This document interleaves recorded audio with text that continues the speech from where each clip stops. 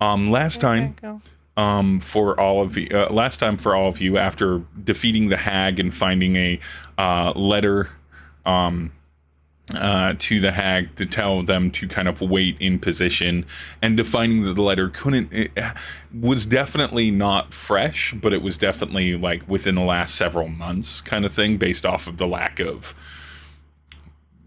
grime and gross shit that would be on it by just being around the hag's presence and in their domicile. And if I recall correctly, let me go to my notes. There's it was confirmed that it looked like it was from the seal on the letter. It looked like it was from the Silsway merchant family, which is a large distributor of goods and provides a lot of goods for things around a drain. I believe Hicks was familiar enough with it as like, it's like, oh, this is a organization that I know about, kind of thing.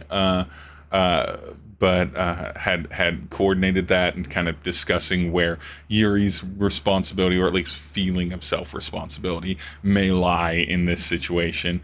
You decided there's none, absolutely zero. You decided to continue to travel to the Rift rather than go back to the new capital,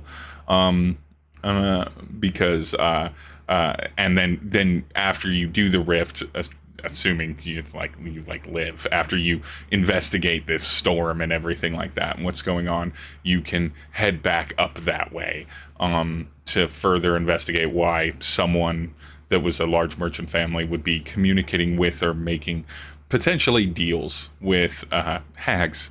Not a known thing to happen in the region. You then kind of traveled a little bit, found a unoccupied campsite that looked like everyone had disappeared, with a little bit of blood splatter, but no clear exit or scuffle, which eventually led you to finding what, for lack of a better term, we're going to call a Pokeball, essentially. But like I'm gonna put Yuri in it. A full something not dissimilar to something that Hicks is familiar with, but one that meant to trap physical form, probably one physical form, and based off of the remnants of the camp, it looks like it might have captured more, and maybe that's why there's little sprinkles of blood scattered about. But otherwise, nothing too dangerous. You all climbed up in the trees and looked around and everything. Nothing else seemed threatening in the situation, and you're pretty confident that the orb came, at least was made or in circulation from the Synod and the region around there, because they have their Octatic Council, that is a bunch of different wizards that run things, and so magic security and safety is a pretty loose concept in the Synod in comparison to other regions where it's a little harder to come by, or at least controlled by people with enough awareness to not just have things lying about that people with no information can get their hands on. But yeah, and then I think you all just camped up for the night, if I recall correctly, or we left you off at that conclusion, but it was in the evening and everything like that. I believe that's where we left off, unless I forgot anything. I'm not gonna lie, I remember the orb. I don't remember what we did after that. I think we left off at the orb. We did a long it was rest. late, and you were already gonna camp, and so long rested, because whatever happens, you're gonna sleep. There's no conflict that's gonna come between. Oh yeah, orb we and went. camp. Didn't we go a little bit further away, and then we made it a little. Yeah, made a little camp. Yeah, we're continuing along the beach path towards the stormy, bormy bomb. Mm-hmm. Yep. And so down a pint of coffee. I assume it's the classic Yuri Hicks trade-off for camp watch for the night, since both of you have the trance for 4 hours functionality. Yeah. Yeah. Mm-hmm. Hicks wouldn't mind. whatever. I'm awake anyway. I'll do this. I'll do the second one. All right. I'm gonna have each. I'm gonna have Yuri and Hicks, each please roll me a d20. This is not a perception check. This is just essentially a Angel, stop being a pervert. Go away. Hicks got 18. So did Yuri. We both got 18. Oh, look, we're a married couple already. already horrifying. Absolutely horrifying. So 2 18s. All right. I can synopsize this for both of you then. Nothing other than creatures moving in the night. It's a little sparse here as you're getting kind of closer to the storm rift. As far as like the count that you would normally expect to be sort of out here in the wilds, but in general, it's a pretty nothing happens kind of night. The major sound that you hear is the sound of Nhudrel and Fang snoring away as they get their full 8 hours comfortably, but otherwise, no significant or terrifying or tragic events occur in the night. As you sort of have an easy camp. Is there anything either of you do during your watch while others are asleep or semi-conscious in trance on your own? Don't think so. Not for me, at least. No, Hicks would probably just look at the little orb a bit more, really. Just put her around with it, really. Give me a good old fashioned Arcana check, since you're just sort of. It's my -1. Right. I got a 15. I mean, that's not bad. You're pretty sure Nearly a 5. that if you were to kind of continue to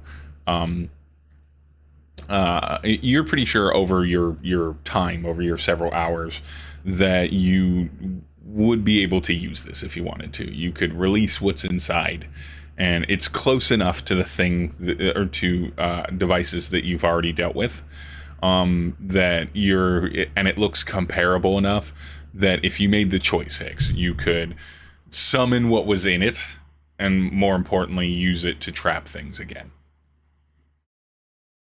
Oh my god. Noting this down. It'll take me a second.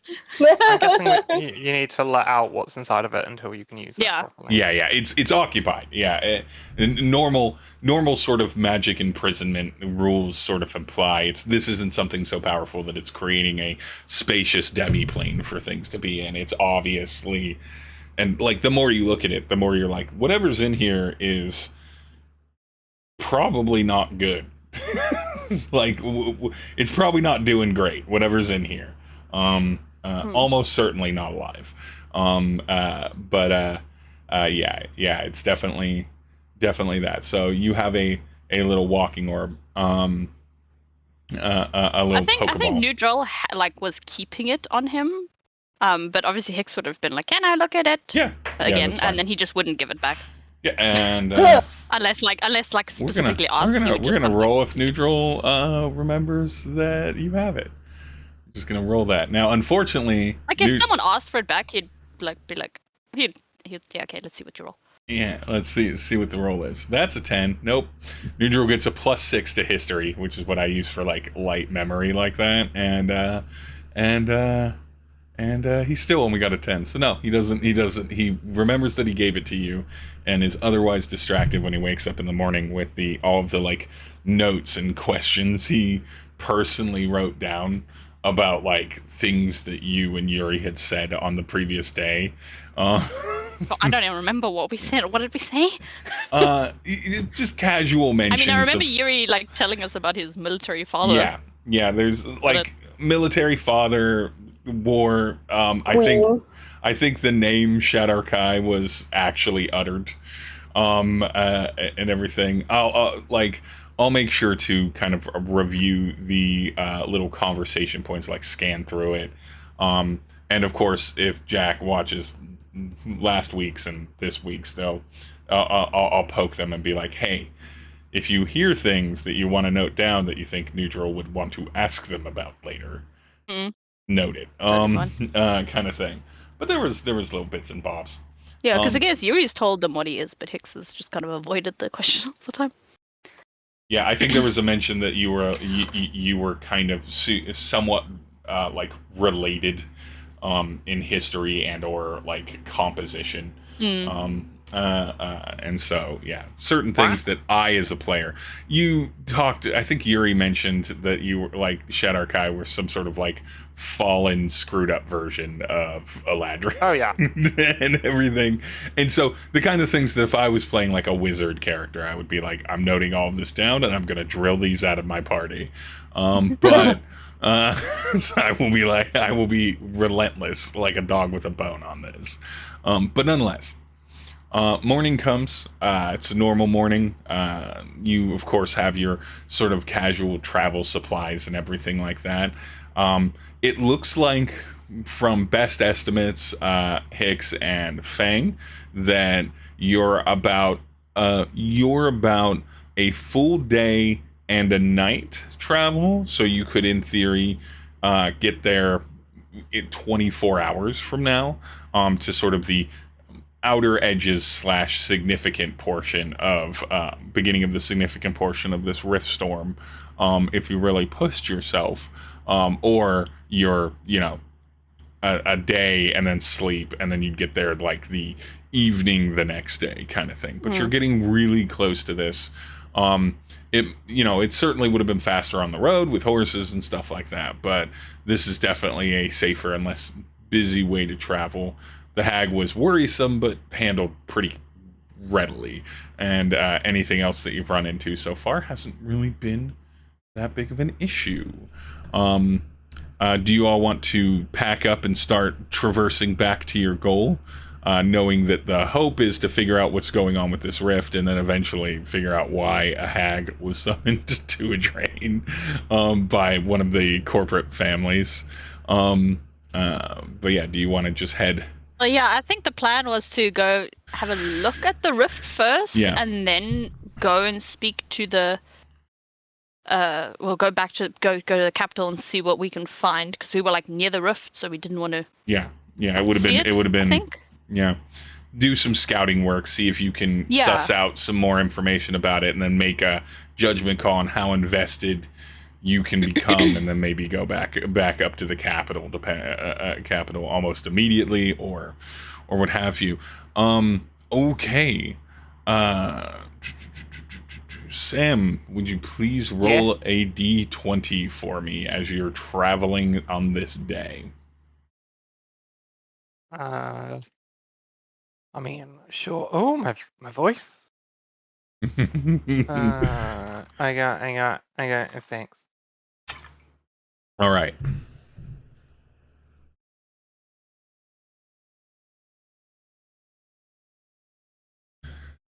Okay, this was fun. All right. Like that. So,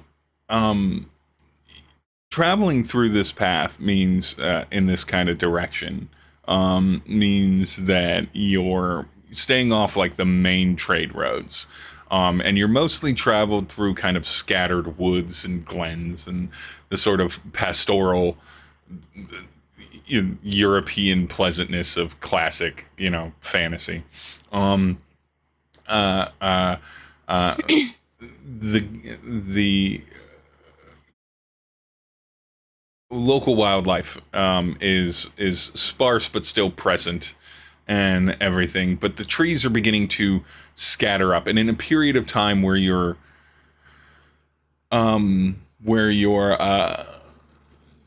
traveling with a little bit more clearings in between them, a little bit more fields rather than woods or glens in between copses of different heavier kind of wooded growth.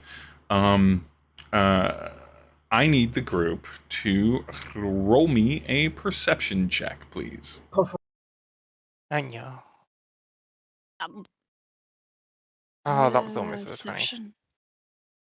That's 13 for me. I got a 17. And I see a 16 for Fang. Okay. Maybe not Yuri as immediately, but you're all in the same rough real house. You about midday, around like noon, 1 o'clock, in the afternoon, the sun sort of high in the sky, although getting a bit hazy, kind of halo ambient effect of this storm. But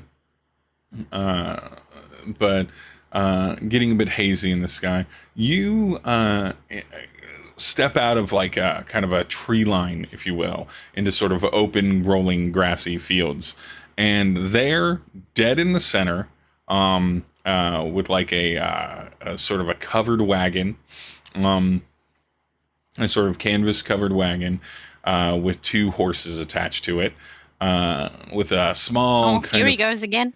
Campfire, is a kind of a gnomish looking man, short, kind of bulbous nose, mutton chops, white sort of fuzzy mutton chops, sort of like sackcloth bandana of a hat, of a beanie kind of thing, and everything. Various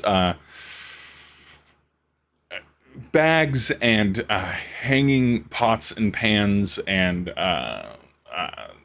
containers sort of attached to the exterior of the cart outside of the canvas, and it looks a little bit like a traveling merchant or vendor, but he's just sitting alone, kind of by the small cook fire. It's not really a big campfire. It's not particularly cold today, but the small cook fire, he's got like some sort of pot on it. You see him in the distance, and he's not really facing any of you directly or anything, and it's just a guy cooking at his wagon. Little too much equipment for one person, so maybe a merchant of some sort. Yeah, off in the distance there. You don't have to approach him. He's not in your way. You could easily go around him, or you could find out what this little fellow in the middle of nowhere is doing. Oh, I want to know why. I personally want to know why this man is in the middle of nowhere. Hicks, as usual, is probably not phased what happens as long as they get there. Yeah. Fang, Yuri? I mean, you say he has too much stuff for one person, right? Yeah, that's what might lead a person to believe that he's maybe a merchant. But it's not like he has like signage up, or like the kind of dressings of like a traveling snake oil salesman wooden cart with big side opening doors and everything like that, right? And everything. It's a normal sort of like American frontier canvas covered a wagon. Like you would see in an old Western film kind of thing. Mm-hmm. But yeah, he does appear to be, from this distance, he appears to be alone. Just him and the horses in the wagon. But yeah.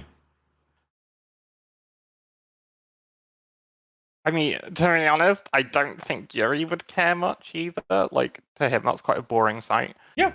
And incredibly pedestrian. The only thing that even makes it notable is that he's not on the main road. Yeah, I would be curious in this. Oh, Fang, go first. Got a sniff check because he's cooking something. What's he cooking? Oh yeah. I'm not even gonna make you do a new check for it. Your 16 will be high enough. It would eventually carry on the air.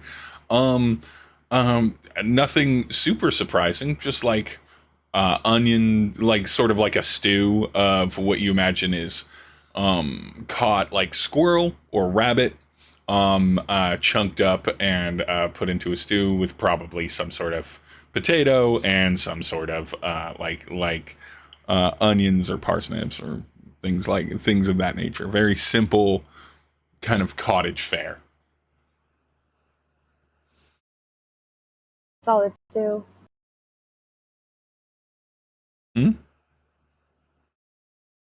Fang gives a nod of approval. Smells like a solid stew. Oh, a solid stew. That's what you said. I was like, yeah. And so, yeah, it's really up to Fang and Hicks, I suppose. Again, I as the GM am good with you approaching or not approaching. It is a bit strange that he's out here by himself, but he is not looking like anything other than just a normal person.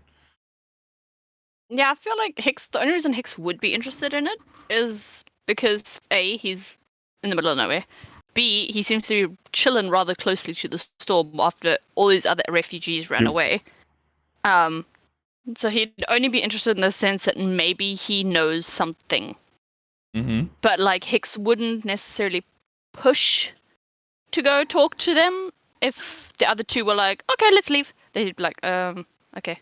Kind of a blind follower to like everybody else. So if like somebody diverts one way, she'll just go. Give me let's say that for the moment you keep your eye on the distance. We'll kind of let the dice decide this. Give me a stealth check, and I'll roll for neutral too. Shit. I'm running really bad today. 20. I got a whole hot 20. Hot plus 2. God damn. Oh, you guys all rolled well. Nice. Well, hold on, we got disadvantage on stealth neutral here. Oh no. That's still not a nat one. So that doesn't counter out the nat 20. I think like Yuri would also mumble like kind of like what's the word? Kind of like, you know, when people like hum to themselves like a little rhyme or whatever to remind themselves of things. Like it will like he would very much be like, I can't make a rhyme up on the spot because I am not that talented. But it would be very much like, you know, like don't stray from the path, you know, like, you know, like if you stray from the path you get lost forever, like kind of vibe. So like he's kind of like seemingly quite keen to stay to the path. Yeah. You know, like for him a very normal trick would be someone just trying to get someone to stray very slightly from the path and then they lost forever. So like he's just kind of like stay on the path, and that's kind of like where his little mumblings are going. If Hicks heard that, he would just kind of like mutter to him that, you know, this is not the fair realm. You don't get lost if you go off a path. Stop it's impossible to get lost here. Maybe for you. Is there any like cover markings? Like markings on the wagon, like I don't know, like a trade. If he is maybe a merchant, is it like a merchant? Yeah, give me a guild sign or like I don't know. Yeah, yeah, sure. Give me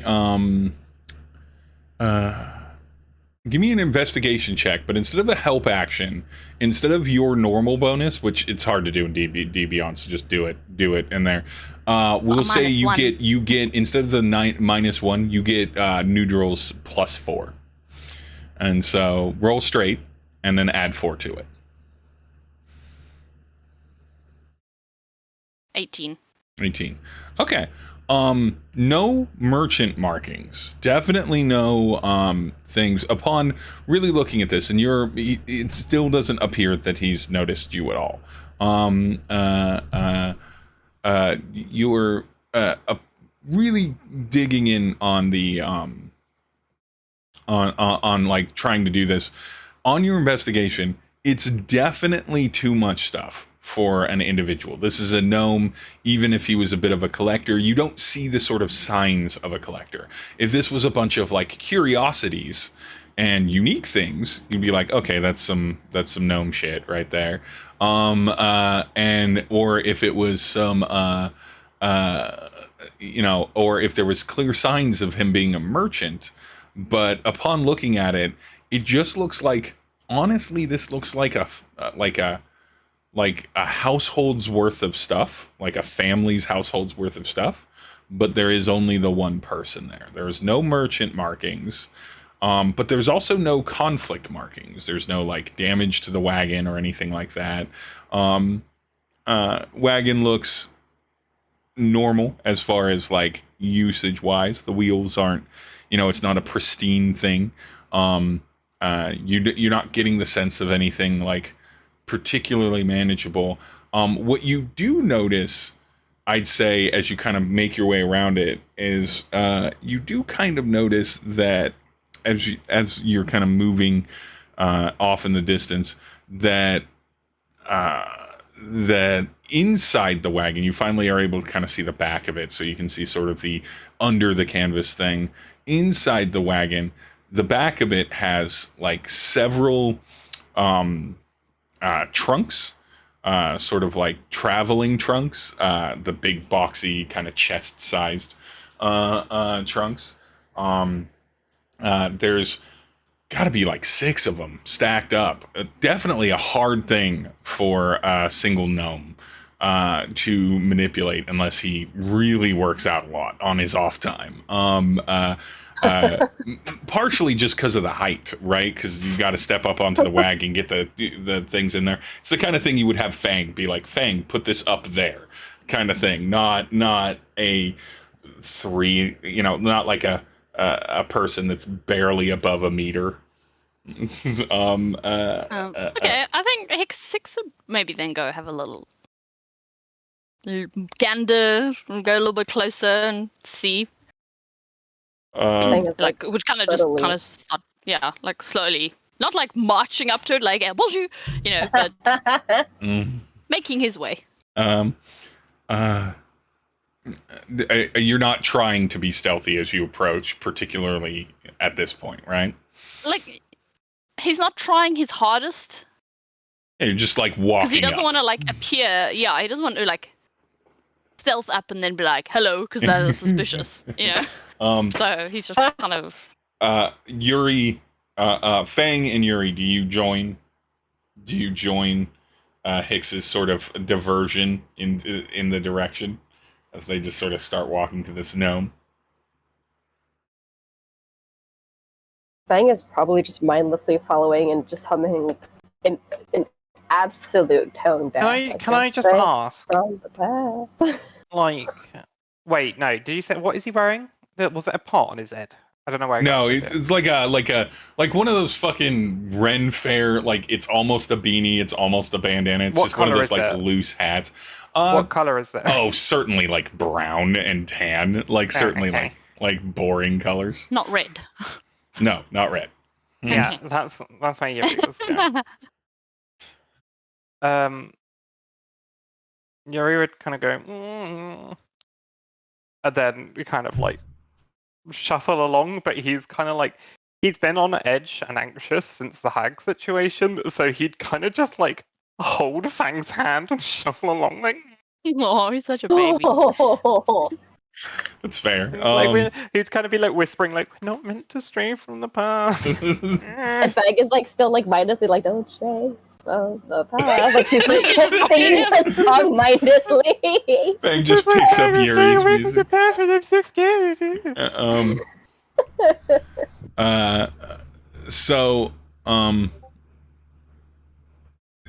As you approach, it doesn't take long, especially with Nhudrel following in the full armor.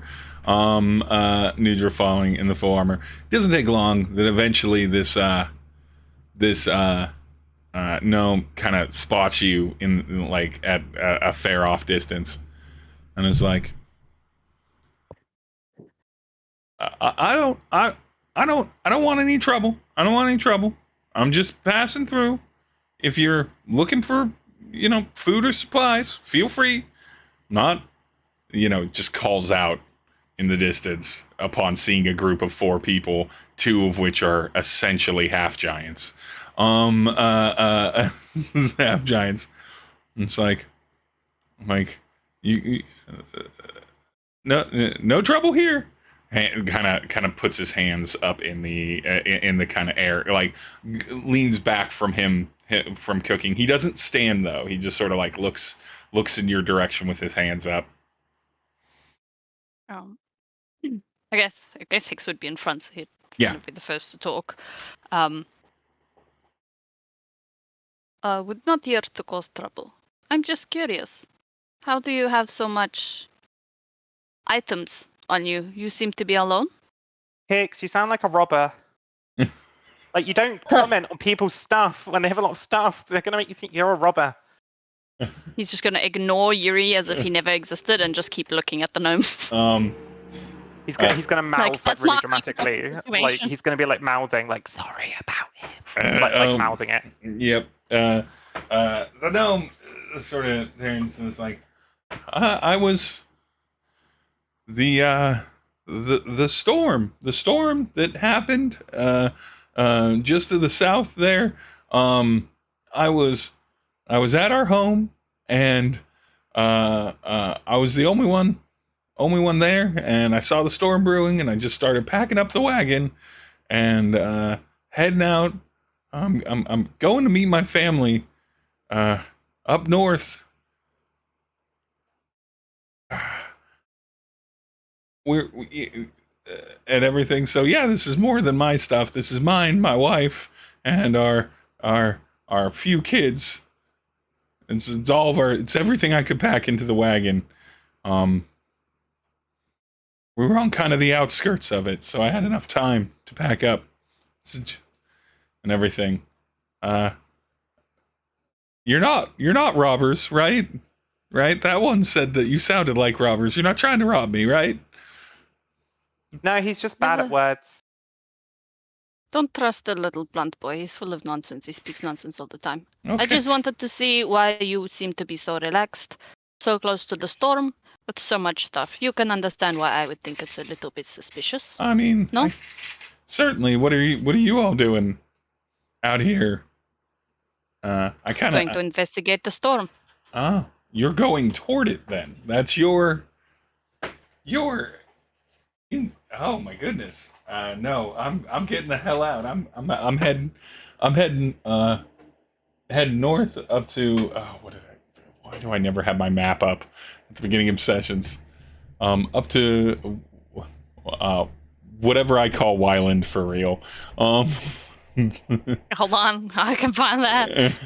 I just gotta pull it up. It's very close to Wyland. Wyland. It's just called something. Wyland. Yeah.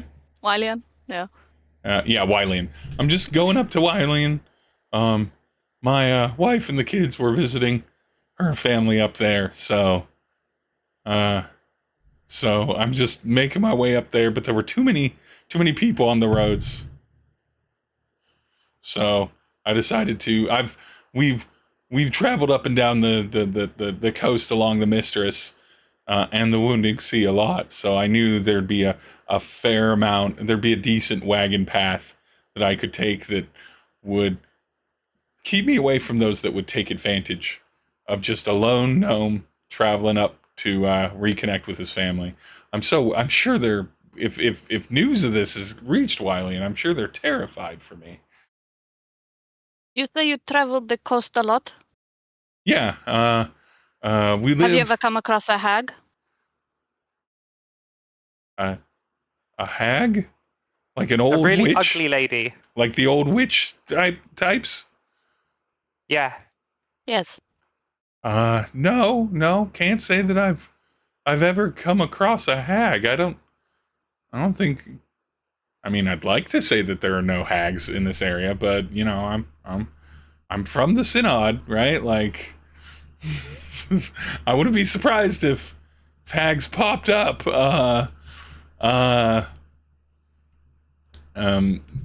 Yeah. Why? What? Have you? Just curious. Have you run it? Okay. Have you noticed anything else interesting on the coastline in your adventures? Not around the coasts here. I mean, you know, you got the occasional sea siren trying to trick you into coming out. If you go out on a boat fishing, you gotta get some earplugs for that sometimes.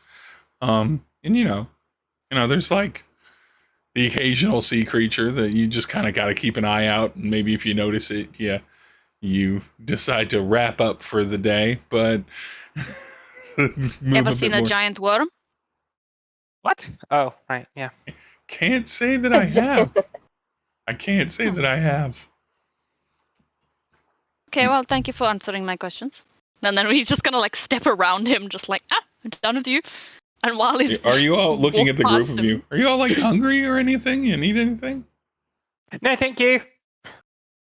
Very around. And Fang's probably like, stew. Still see, don't stray from the path. We next time we actually do a long rest, we need to remember to have Fang cooked for the temp HP. We keep forgetting. Right. Oh yeah. Oh yeah, Then you Fang, literally like, have the thing for that. I do. Yeah. Fang will like snap out of like singing the song and be like, "Wait, you must be strong, man. Carry such big trunks and wagon. Arm wrestle me." Yeah, do it. You want me to arm wrestle you? Yeah. You Do seem it. strong. Do it. Do I mean, it. I don't know. I do a pretty decent amount of work. Sure, I guess. Fang, you're 8 feet tall. This is a 3 foot. This is like a 3'6" tall person. So you're more than twice their height. And everything.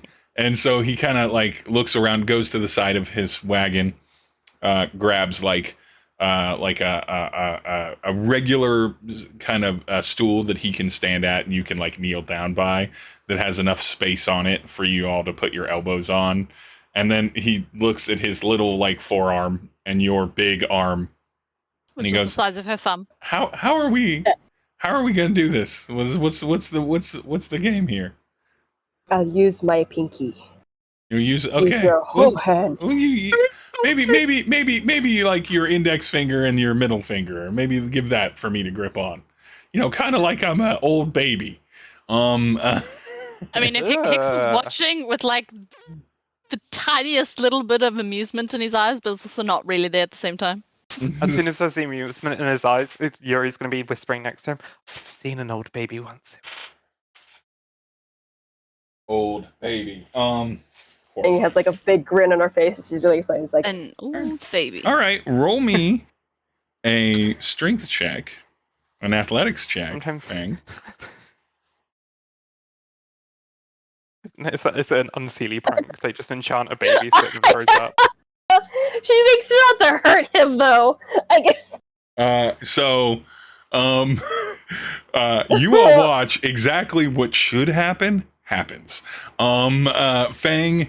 Fang grabs it, only has her 2 fingers, right? So she's using a lot of the back of the forearm to kind of do that. He's got it. He goes in for strength. Fang, you are confident that he must be pretty strong. Those boxes are super high. And everything. So you don't go full bore, but you go enough because you assume that he's going to instantly test your strength, and you slam his arm and dislocate his elbow, just like quickly and without question, or like twist his elbow, and sprain it, and everything. And he goes, "Whoa, Jesus! Oh my goodness!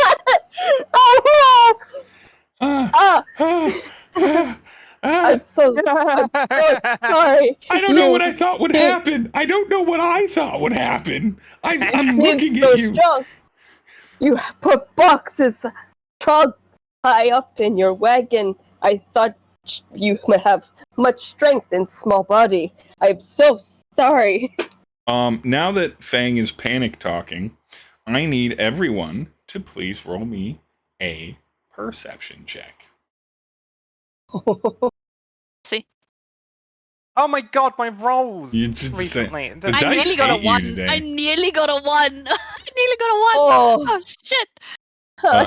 You did it though. Oh my god. Roll. Hicks. Yuri's too busy laughing. Through the laughter and Fang's like panicked apology and everything, you hear the faintest of noises. Just voices calling out. Not into your mind, but to your ears. You hear quiet cries for help. From which direction? The direction of the wagon. Oh no, he's a Fucking slaver. God! Oh my God! While they all distracted and like Yeah. laughing, because I'm assuming they're distracted, right? Yeah, they're very distracted. Hicks would kind of just Give me a stealth like, check to with the wagon. advantage because they're very distracted. This is basically for you to be surreptitiously unnoticeable. That's fine for passive. They don't notice it. As you get closer to the wagon, Hicks, the voices become clearer. They're raspy and exhausted and in between the sort of well of panic and sadness. It's pretty clear. It doesn't take much in thought to know that there's not just clothes and linens inside of those trunks that are in the wagon. Just before anything, can I do something, please? Yeah. I would, as soon as I notice Hicks is like investigating, Yuri's gonna go, okay, I'll help, I'll fix this up. Okay, I need you two to do something with me. We're gonna do a healing song together. And it's gonna heal you. And he's gonna like and he's actually gonna start enthralling performance. So that will take a minute while he's investigating. Okay, good. Gives a what is enthralling performance? It just keeps their attention to you, I imagine. No. So if they pay attention to me for 1 minute, they need to take a wisdom saving throw or they are charmed by me. Okay, I'm just gonna do a flat check. And they will basically believe me as a good friend, and they will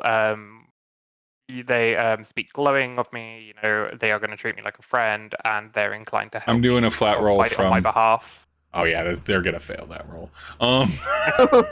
That's a. There, as that does happen, Fang, you would see like kind of as Yuri is singing this song with him, Yuri's eyes starting to go kind of like rainbowy pearlescent, as like they're kind of going like swirly, and eventually you would see kind of like this, kind of like glimmer in the gnome's eyes as it then replicates to match Yuri's pure spring eyes as they return to spring color, and now the gnome has spring colored eyes too.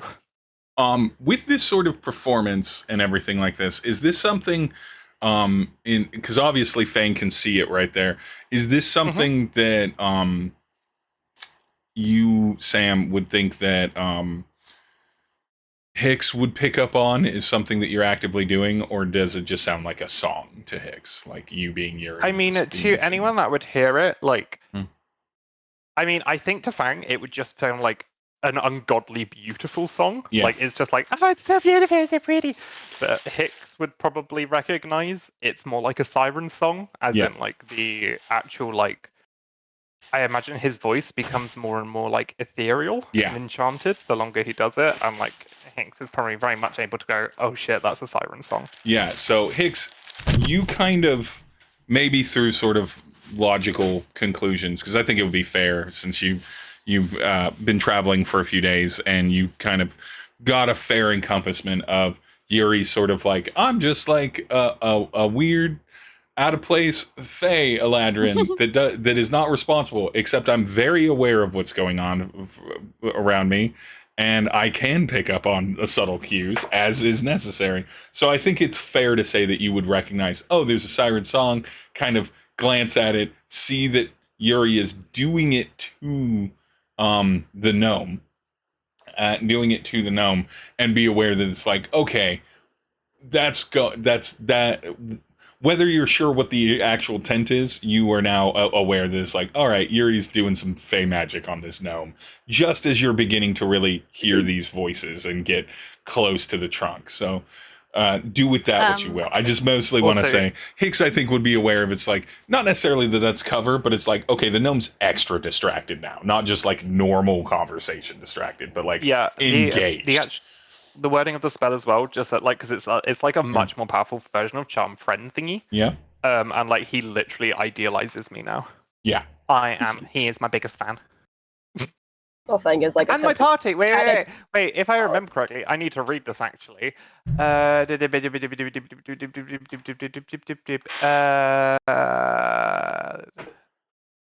Sorry. Is he of you to anyone? No, okay, it's just me. Okay, yeah, he just idealizes me. But like, you know, he will. Okay. So yeah.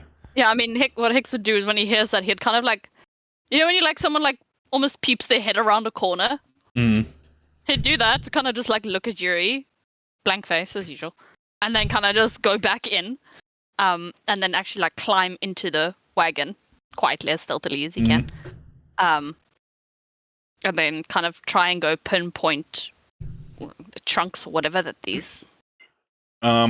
So Fang is panic singing whatever Yuri is singing. Yeah. After the performance is over, Yuri would go Fang. Hey Fang, why don't you show him some good like exercises to get stronger and do like and like when you start like that really inspirational thing where you're like, oh yeah, you can do it, like doing that really like loud. Fang enough start doing that. Fang to do this to exercise. Yeah. Fang just starts doing burpees.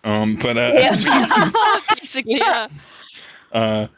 So, good news, bad news for you, Hicks. It's not hard for you to find which trunks have possibly people in them. There are about 15 of them stacked pretty snugly in this cart, and it seems like all of them. It seems like he doesn't actually have a lot of extra stuff. All of the stuff he would need to survive is attached to the outside of the wagon. And this is cargo of some kind. Lovely.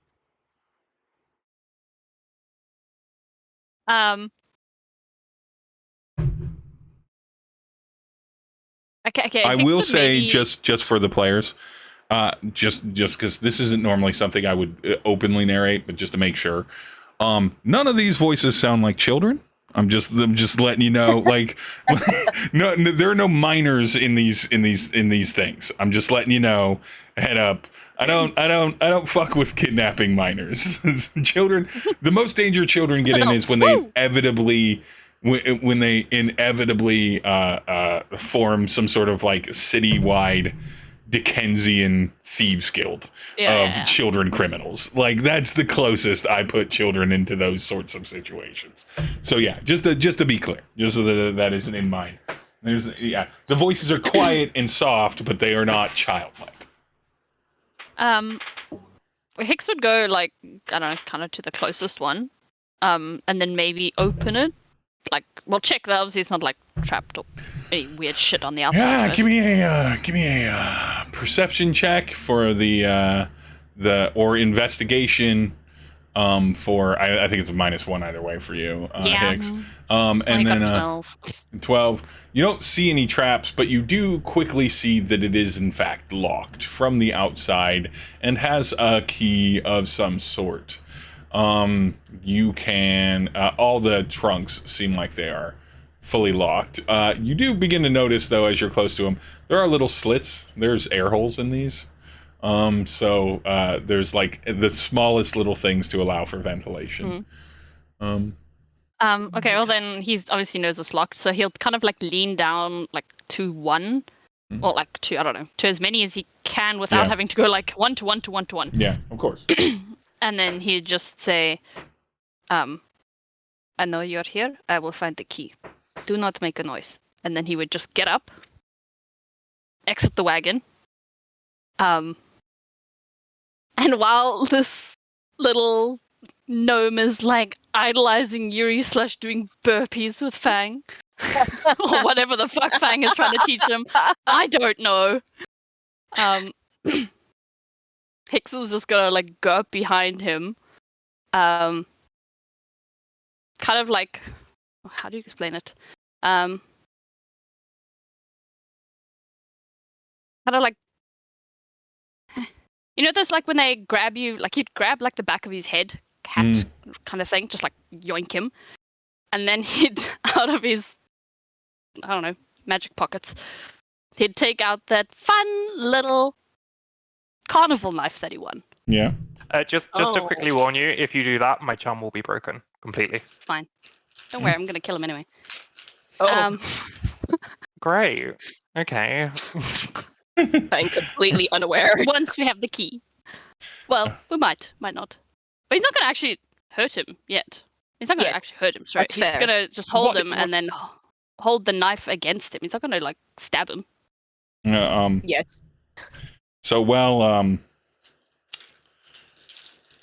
this gnome, as you approach, while this gnome is trying to emulate the burpees, from Fang emulate the like body calisthenics and weight resistance using your own weight.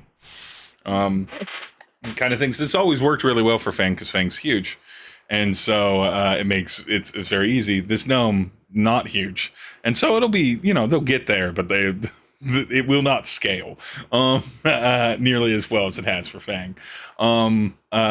But wait, is he jingling because he's doing the burpees though? So that's what I'm saying. Jingling? You when he does the physical activity, he keeps tucking back in a necklace on his neck.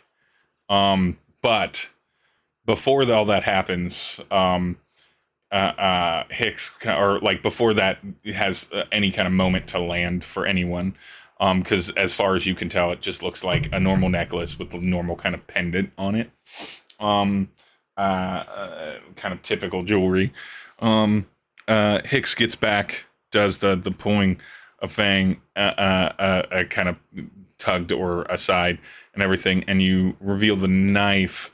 Do you engage Hicks? Do you just immediately engage this gnome with the knife, or what do No, you he's not gonna stab him or anything. He's just gonna have it in his hand. have it in his hand and everything? And he goes, And then yeah, because the gnome's just stops when it stops and just goes to look at Yuri and is like, that was a great suggestion. Thank you so much. Personal physical health is so important. I appreciate that your friend was willing to help me. Help me. By the way, my name is Mati, Mati, Mati, and I'm happy to meet you. I realized I was being so rude. I didn't introduce myself. Yuri, the gnome, is slightly blushing when he looks at It's you. okay, my dear. Now, what are you doing out here anyway? Oh, I'm just traveling up north to Wylian.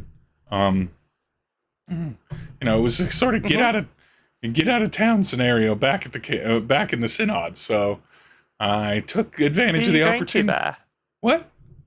Who are you going to there? Who am I going to there? Mm-hmm.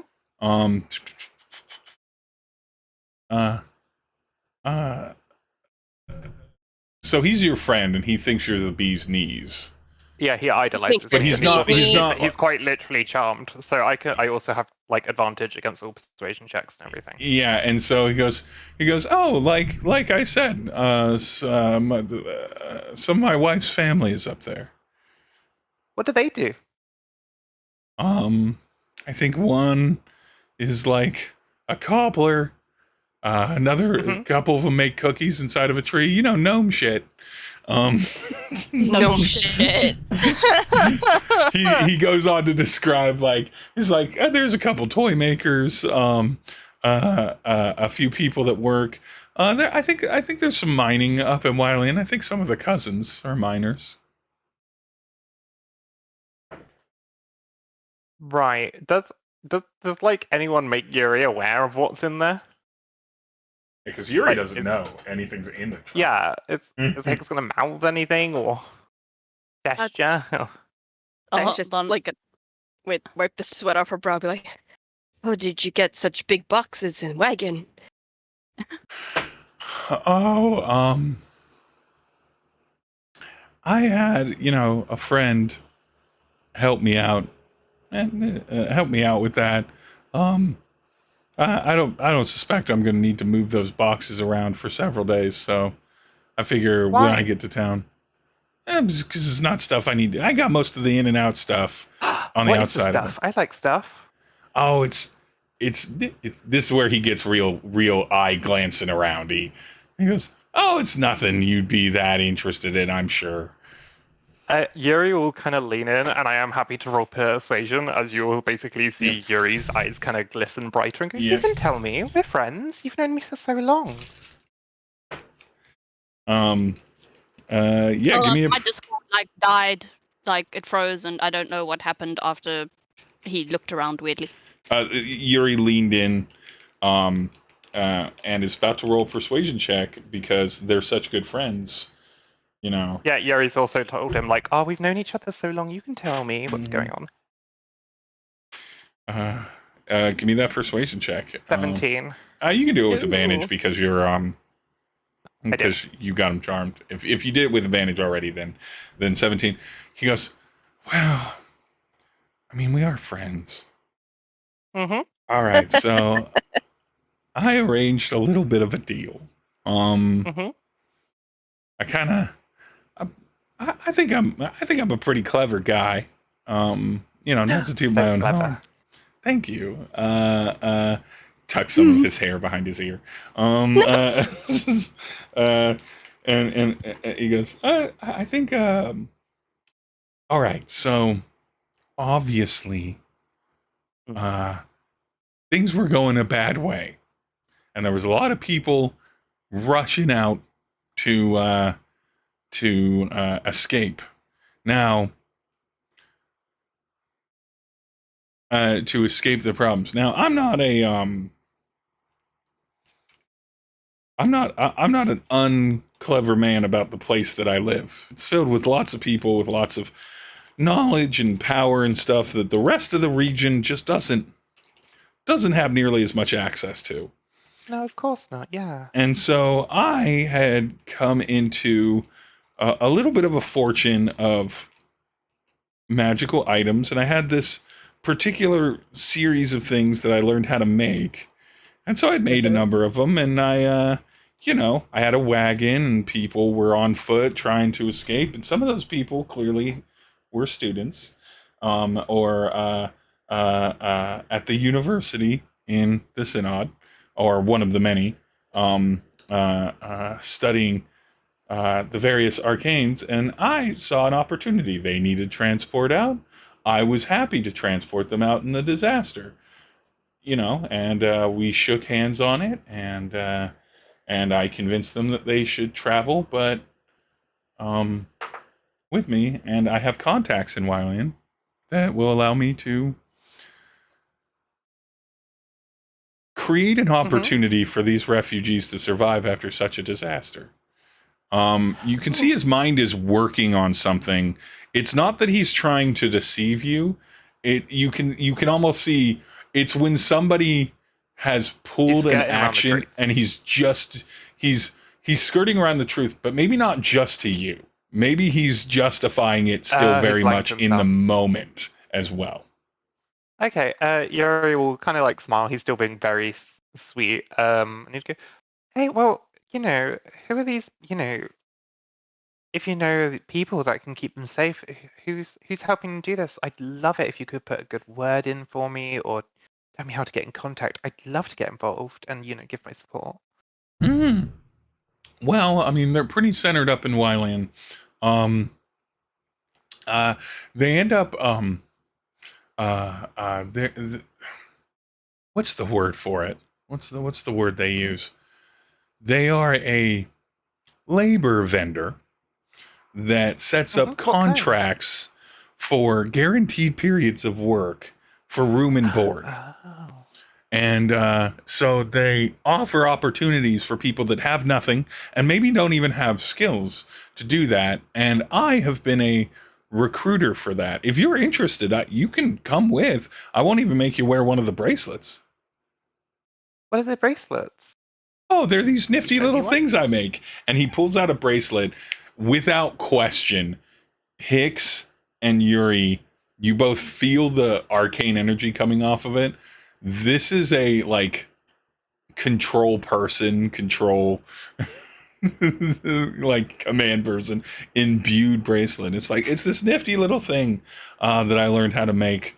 I actually won the process off of some student playing poker years ago, and so it allows you to sort of command a person and they'll follow your suggestions.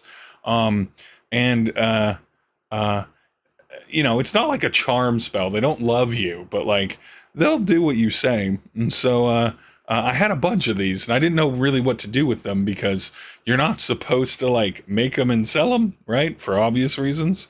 But gnome's curiosity.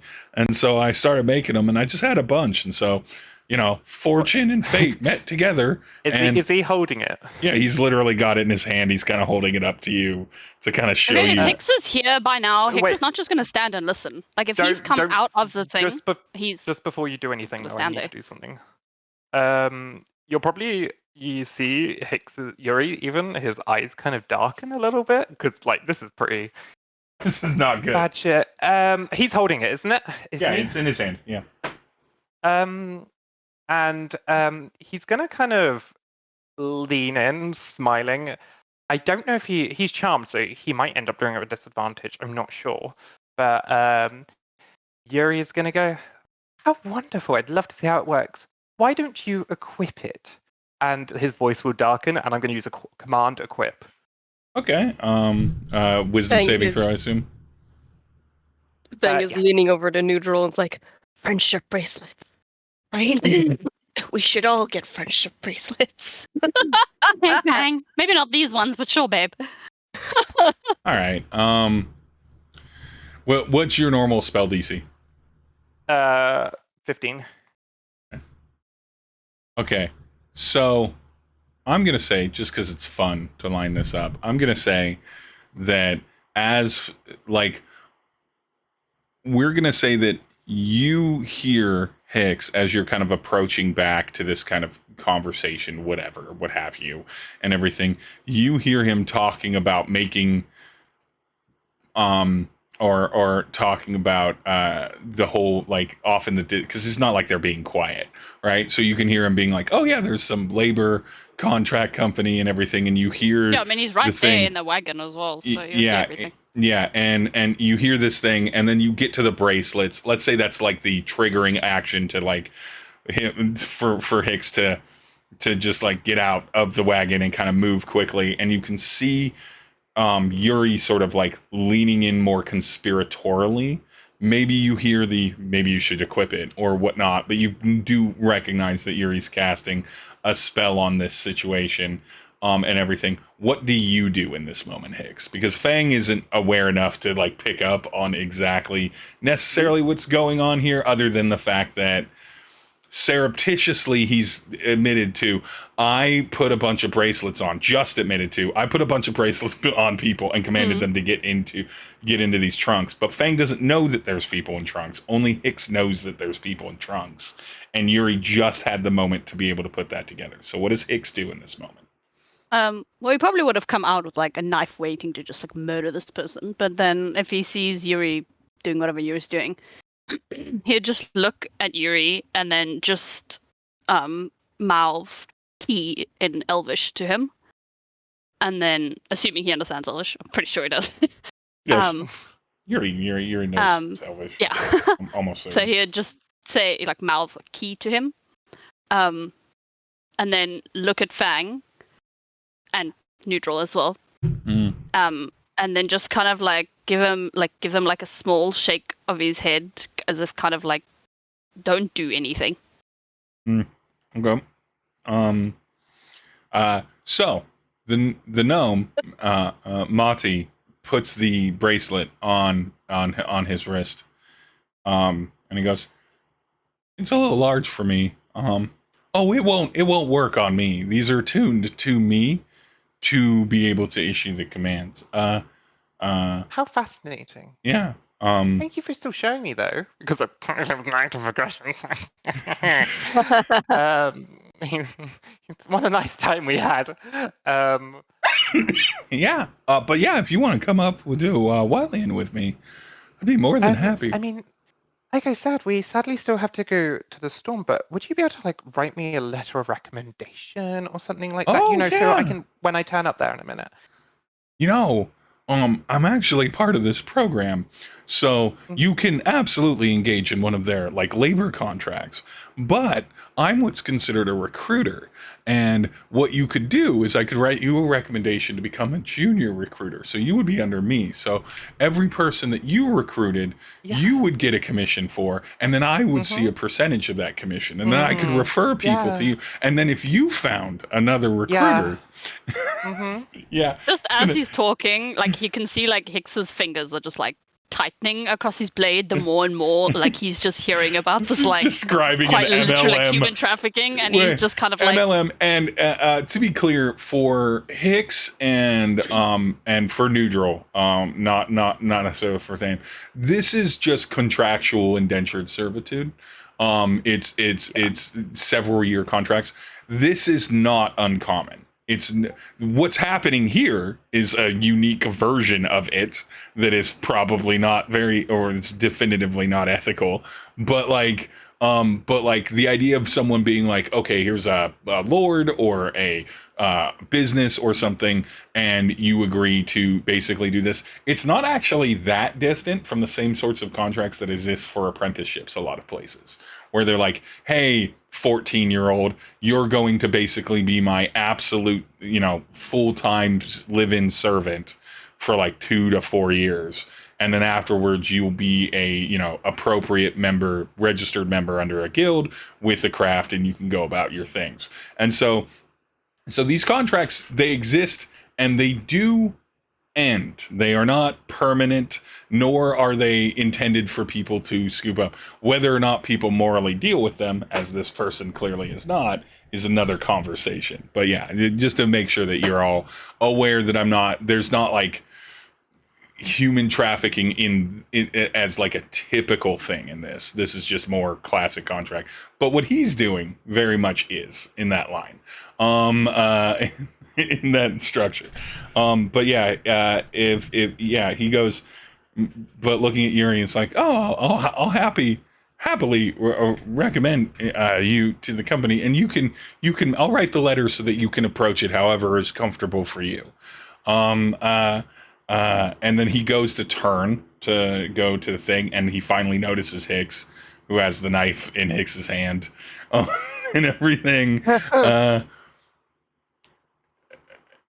Hicks, he's going to write me a recommendation to meet his employers. It's going to be wonderful. Hicks is my guard here. Don't worry about him. He's just a bit tense because he just wants to protect me so much. Oh, that makes sense. And then he just literally walks toward the wagon to go get some sheets of vellum, or sheets of parchment. Oh, and just quickly. I know this is a really strange request, but I'm just a bit. Do you have like a key on you? I just need to, I just would love it so much if I had a key on me, because he's so enchanted. He's enthralled. Like he's enthralled. You're still gonna have to roll persuasion with advantage. It's a weird request, but there's not a lot of risk in asking. But if you roll high, that's 25. That's a 25. Well, like I do have a key here. He pulls out his necklace, which has a pendant on it, and he opens up the pendant. And there's like a little key on it. I do have a key, but like I need to be able to let him out. I'll give it back. It's fine. Oh, okay. It's fine. Well, okay. I just wanna like, actually, it's for Hicks. He gets anxiety, and he has this thing like OCD. I didn't say OCD, but he has this thing where keys help him calm down and feel better. So I just wanted to make him feel. Oh yeah, like a mental stim, like a stim. Yeah, if you can just.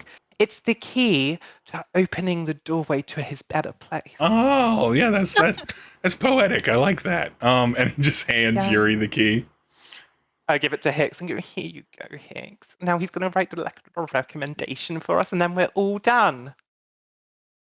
And then Hicks is just going to kind of look at him. I mean, he would have probably, if he wasn't so annoyed, he would have probably been like, what the fuck, at that explanation.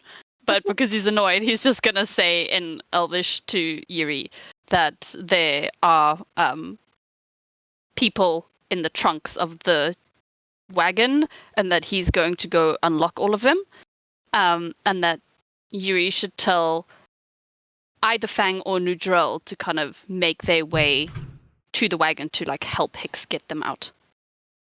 Yuri would kind of respond in a very song-like Elvish, because it's kind of like keeping the song up and the enchantment, even though it lasts ages. But and just be like, yeah, of course. I'll give a little bird song when he's written it, just to make sure that he's written it. It's easier if it's his writing.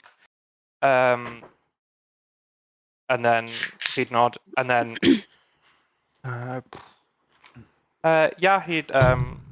he'd wait for the man to start writing. I'm guessing he'll be sat a little bit away while he's writing. Yeah, because Hicks would wait for him to get busy with writing whatever, and then he's like, kind of go, boop, boop, boop, back into the essentially, wagon. it's pretty easy for you to encourage him maybe to come back to the cook fire, and take like a little like writing lap desk with him, and then and everything. It's easy enough for you to encourage him to be in a distracted distance away from the wagon, so that Hicks can do their thing.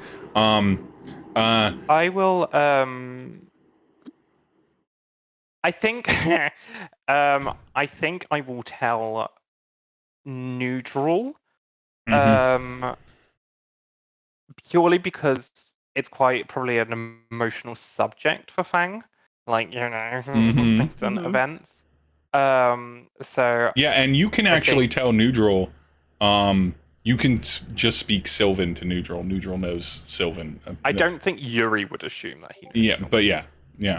I mean, he would just speak in common. He'd just speak softly. Yuri's quite good at softly speaking. But he would also say, like, he would tell Nhudrel to actually, first of all, like maybe just take a step back with Fang and emotionally prepare Fang, because like those two are the closest. So he's like, why don't you just like, you are the best person to emotionally tell Fang, and then go back with Fang to help, but wait for the bird song. Okay.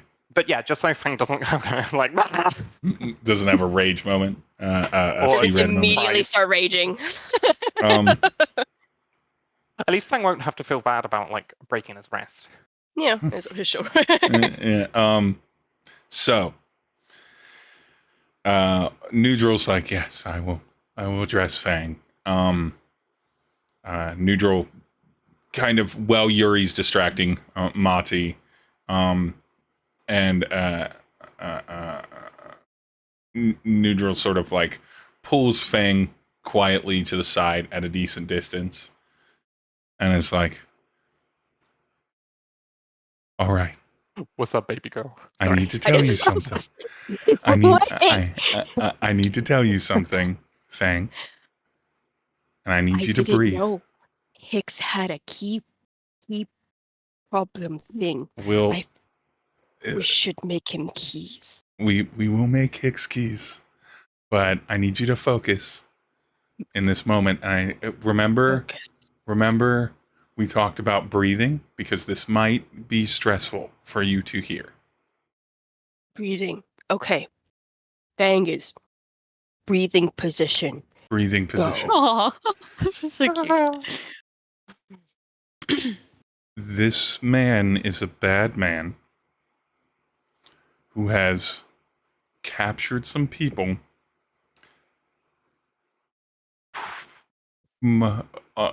against their will.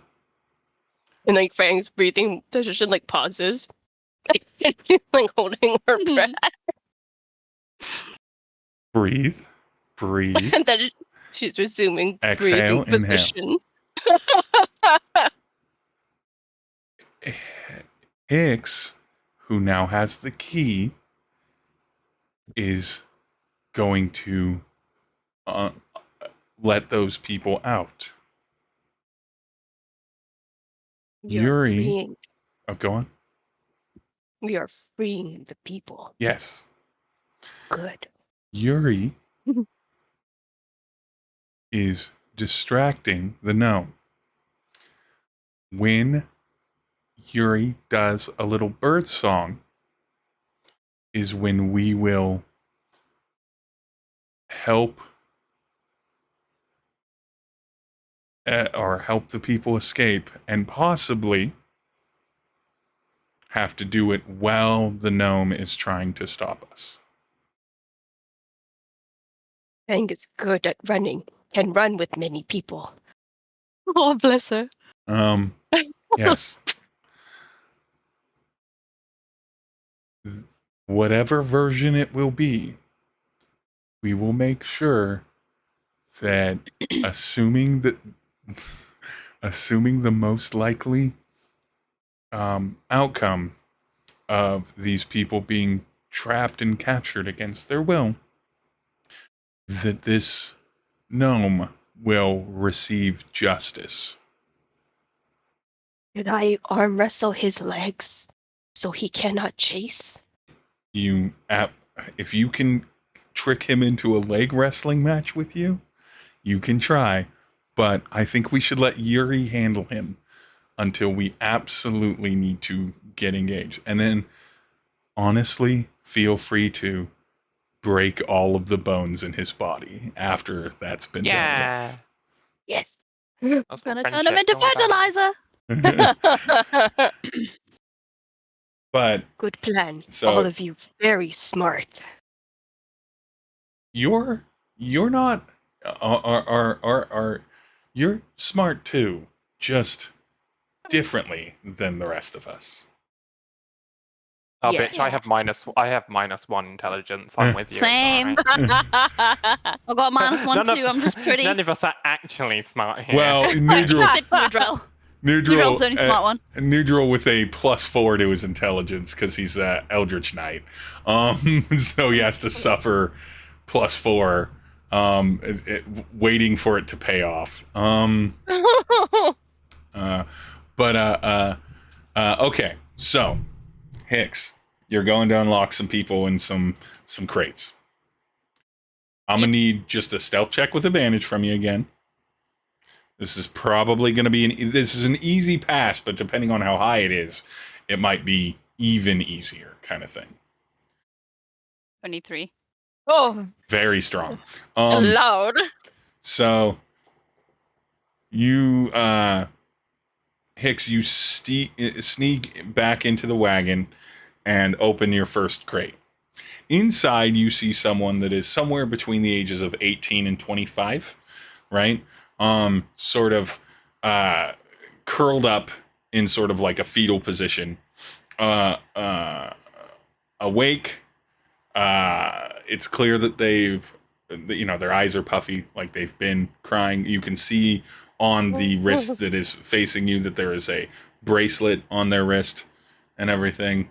And they look up at you in a bit of panic, in a bit of like natural fear and everything. What do you do? He'd kind of put one, like, when you're like going to shush someone, but he puts his finger over the lips, over his mouth, not the randoms.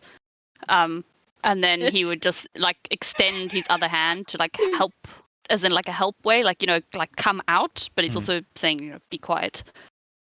Okay, so you encourage that person out. You can see that they're in some sort of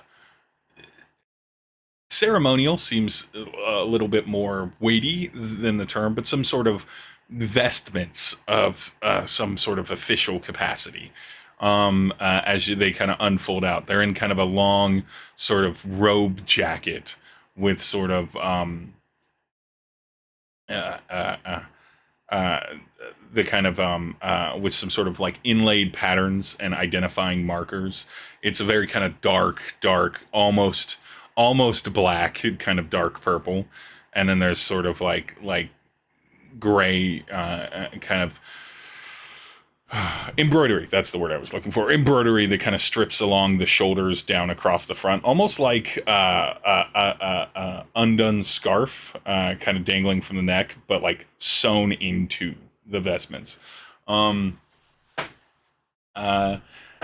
they nod and are quietly doing that. Are you going to work on methodically opening up all of the top layer trunks that don't require any kind of movement beyond just opening their lids? Yeah, because he's kind of waiting for like Yuri to give him the signal. So he's going to kind of do the ones which are the quietest for now, and then kind of like directing them. Like he's going to do it one by one. So like open one, get the person out, point to where they should go. So like, back out the wagon, and then he'd like motion like, go to the right or whatever. Like that's where, wherever Fang and Nhudrel are.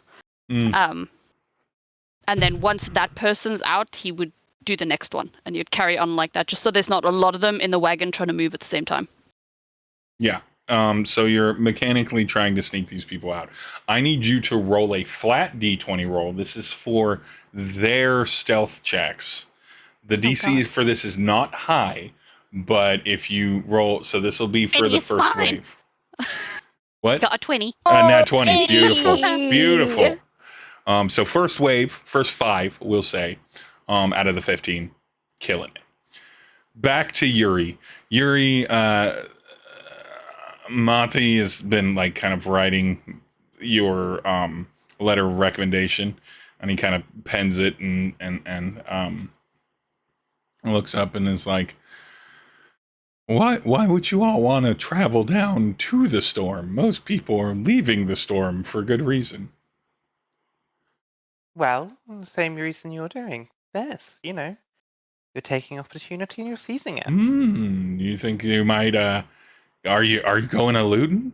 Are you looting the city? Maybe. Ooh, I like But that. you know, sometimes the treasure is the adventure itself. Even through your charm, he's like, I don't yeah, know. just like I don't know. If heard this, he'd just like inwardly cringe, like, oh, God.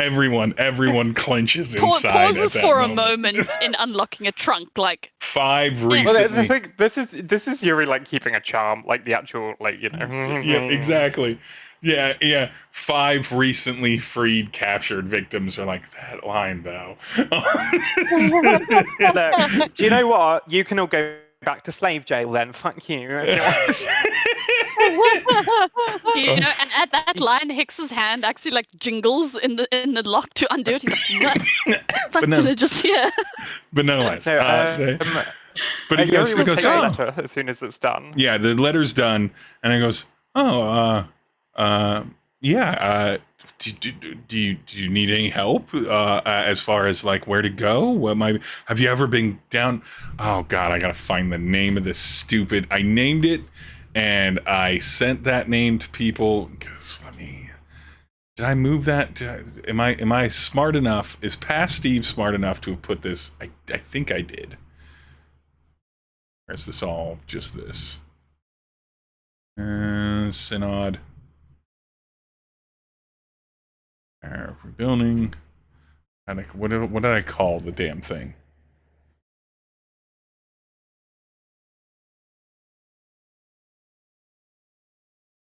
Economically. I know I have a name for the goddamn city that I wrote down somewhere.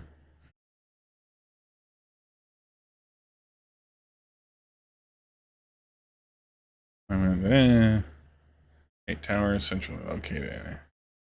Wizard Hill, Crest Arcana, however. Yeah, okay, there it is.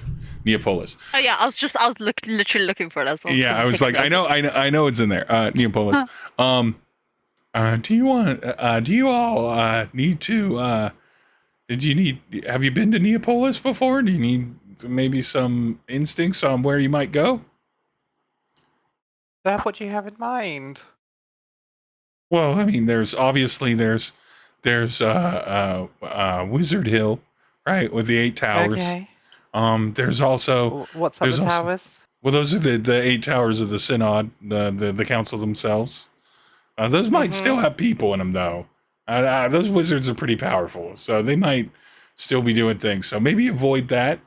But then Neapolis, there's the merchant district. Of course, that's going to have a ton of shops in it. There's the regent of Neapolis, who's sort of like the custodian of the city, the I guess mayor, but he doesn't really have any power. Everyone just assumes that the wizards, and then there's the grand hall, there's the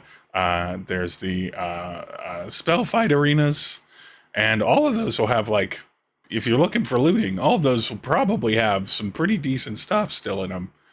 It was kind of a rush to get over. So, do you need me to like draw you a map or anything like that? Yuri would I think Yuri no. Does Yuri have no? I can't remember if I have the really silly or the really cute map from Fang. I can't remember if I ended up with that. I don't. You've definitely seen it. Yeah. Yeah, she did show it too. Are you guys fine with me just handing that so we could just quickly scribble the other stuff on the back of that map, like on the other side? She's fine with that. Yeah. Yeah, so Yuri would just give him like the map and turn it upside down so he can just quickly draw that stuff. But Yuri's kind of looks like the vibe is like you know when like a celebrity is being spoken to by a fan and they really don't care about what they're saying anymore, and they're like, like it's very much that. It's like, yeah, trying to just keep it going because he's like, oh my god, Hicks is gonna get so grumpy, but this is like helpful. It is helpful. You notice that the map that he draws is considerably more detailed than Fang's. How dare. He unsurprisingly, because I am thematic if not nothing, Neapolis is roughly octagonal in shape, and sort of broken up into essentially what looks like roadways. For Yuri, as you're kind of glancing at him drawing the map, while he's kind of casually talking about different points of interest and stuff like that, this is a nightmare scenario for Yuri in the way that Southgate was a regular populated like town, a big enough town, but like a town, and that was pretty busy, but had lots of spaces. This is a metropolis. There are buildings on buildings and everywhere, and as he starts filling the map with locations, everything is so bunched together and close and dense. And though he mentions things like, oh, you know, most of this area will probably be abandoned because of the storms and stuff like that, the sort of reality of how incredibly clustered people in the material plane are willing to live. Neapolis, you know, is a London, is a New York, is a Johannesburg. It is on top of itself, as a place. It is the biggest city in the Embraced Realms, which is sort of like the region you're in, or the Embraced Lands, by so far. And so, it's the only place where you're going to see like 8 and 10-story, 12-story structures that are housing, with people in them, and so the whole place is there. But I will get you a map of his drawn map of Neapolis for next session. And I'll put some things on there and everything, and then you'll have that map on the back of Fang's little adorable map. Okay. I'm gonna redraw her map. Just because, like, you know, I also want to keep things going. Would like, what's the word? Would he mention any of those locations, like anything else that you think personally, knowing Yuri, would stand out to Yuri, or not really? Like, let me do a roll for him. Let me do a roll for him. Let's see if he happens. This is basically like a luck check almost on if he happens to say something. The other question as well, just what I'm thinking. I don't know, like, you might not have thought about it yet, and that's like 100% fine if you've not. Yuri would be like, what race or culture is the leaders of this group? Because obviously, yeah, you know, I do like, have. I want to know how to like interact. And I do know. With that, Yuri himself wouldn't know this at this point. But I know, like, sort of like the vibe of Neapolis and what sort of structure or cultural structure they are.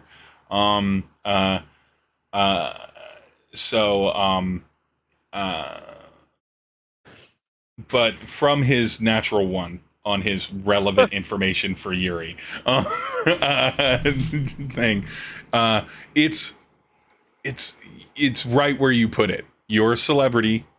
You're done receiving praise and adoration and interaction from this person, but you're stuck. You're stuck in this moment. With this, Hicks, at the same time, I'm gonna have you roll advantage again on stealth. Do you think that Hicks would slowly start unlocking the next wave of people, maybe shifting the now empty crates sort of a little bit out of the way so that you can do that? Or would you be waiting purely for Nhudrel and Fang? what's your strength? Well, empty crates aren't that heavy. Oh. Yeah, the thing is, he wouldn't want to do too much because he's still waiting for Yuri to give him the signal. I will say Yuri is speaking loud enough so Hicks can hear, but also like Yuri's doing that thing where like, you know, when he's kind of like repeating back what the man's saying, so Hicks is kind of like and the others are able to like so be like, oh, so this place does this. Like it's very much like he's speaking like that. So like Hicks isn't just bored, he's like taking in the information, and the others can too. Because I can't be bothered to tell him. Well, yeah, because Hicks, he's obviously still waiting for the cool, we're done, and that he's gonna take us. Cool, I'm gonna come slice the man maybe, but also he doesn't want to make too much noise until he's gotten the signal from Yuri. So yeah, he could like maybe move 1 or 2 like trunks off and get to the next people, but he's not gonna like keep doing it because then he doesn't want to clatter too much. Give me another stealth with advantage in the thing. Give me another stealth with advantage, Hicks. Again, DC to not be noticed is pretty easy on this one. 23. Yeah, you're great. Damn. You managed to get, we're gonna say with the 23, you managed to get as much as you can get done. You get another 3 of the total of 15 as you count them, people out. So now there's 8 that have escaped, and there's still 7. But now you're at the point where you're like, I can't make a move. And in order to facilitate the functionality of this, I think you realize that as you kind of peek out and sort of look, Nhudrel and Fang are sort of off to the side. And Nhudrel's sort of like looking surreptitiously in the direction of the wagon, being pretty good at covering it, but you can catch Nhudrel's attention and sort of silently communicate, all right, I'm at a stop point right there. And Nhudrel can do the same in Yuri's direction to sort of act as a through between, because I don't think anyone has the like any sort of like message spell. No. Let me look to see if Nhudrel does. Nhudrel might. I can't remember if. To be fair, that's fine. Oh, anyway, they do. Because, like, they do. Nhudrel literally has the message spell, so Nhudrel just messages Yuri. It's cantrip, so I'm fine burning it. Messages Yuri and is like, Hicks needs help from Fang and I if we're gonna move any more crates.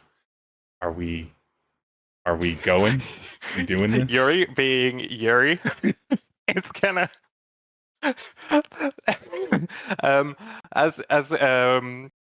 Nhudrel does that, he's just gonna hear in his mind instead and goes, "Hello, you've reached the mind of Yuri. Please come back later." And then when Nhudrel looks confused, he'll go, "I'm kidding. Hi. What?" Yeah. Is it go time? Hicks is at a stopping point. There's still some in there. But... well, have I been told what race the leaders are? So the actual, so I don't think this would interest Yuri, but I did roll a 16 on your sort of repeat back, and so essentially all of the wizards of the leaders of it, you don't hear. He doesn't sort of casually, sort of offhandedly mentions that all of the kind of leaders of the synod, and it's like he mentions that they all have Sylvan. You know, it's like he kind of. I'm trying to integrate it into a phrase that someone would just say without turning it into like a slur or a categorization like that. He's like that's fine. He can do that. Yeah, he's like and it's like oh, everyone that's in charge has kind of been you know, they've been there for hundreds of years. I mean, it's hard as a gnome to know if anyone with like a drop of old Sylvan blood has like like 40 or 4,000, right? But and then they're wizards, so they keep extending their lives. That he like that's very helpful, and he will know that. But he did mean like the group, like the slaver people he reports to, or those the slavers he reports to. Oh, you want the name of that group? Like, yeah, because like he's like, oh yeah, we're gonna go meet them. We got the letter recommendation. Yeah. Oh, okay. Oh, that's easy. That is like, oh, you're so yeah, you're gonna go to the offices of they're called the Labor Commission, and Vendor Services and Labor. The offices of the Labor Commission, and you're going to ask for the district coordinator. That would be the person at that level that would do it. And they would be the person to talk to show this letter of recommendation. And whether you're becoming a recruiter or whether you're signing yourself up for services, they'll be able to there. I've written my my recruiter registration number in this letter and signed it myself. So they'll know, who that is supposed to do that. Okay, thank you. Right. Right. Okay. Well, What's the I'm race of the bored district now. people? Oh yeah, what was the race? Oh, they're not a unified race. They're a corporate organization. Yeah, but like the leader. Oh, the leader? Who's the leader? The CEO? Yeah. If you will. Of the slavey slaves. Of them. Are you talking about the people that are conscripting people to work? Oh yeah. Oh, that's we're gonna do a random name generator because I hadn't developed that yet. Random name generator. The name's not like too important. It's mostly just the race and like what they are. So what they look like, who they are, so that you can identify them. No, I'm gonna do a random fantasy name generator because I want to do this. We're gonna say that their name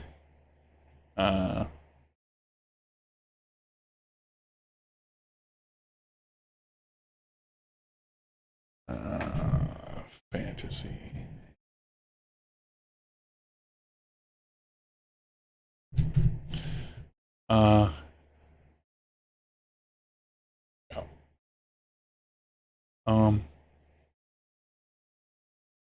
the executive there is Vimar Spirit Soar. Wow. Yeah, great name. Thank you, fantasy name generator. What is Vimar? Vimar? Vemar? Vemar. Vemar Spirit Soar. Big one of the youngest power players in there. Big, just a human, just like a 35-year-old. Like he's only been around for 35 years. Thank you. That's enough. Okay. Yeah. Okay.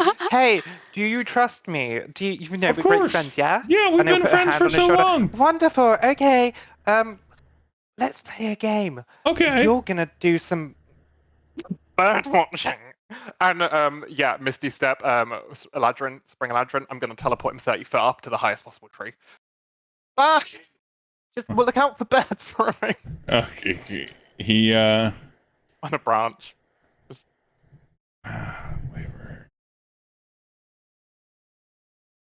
There we go.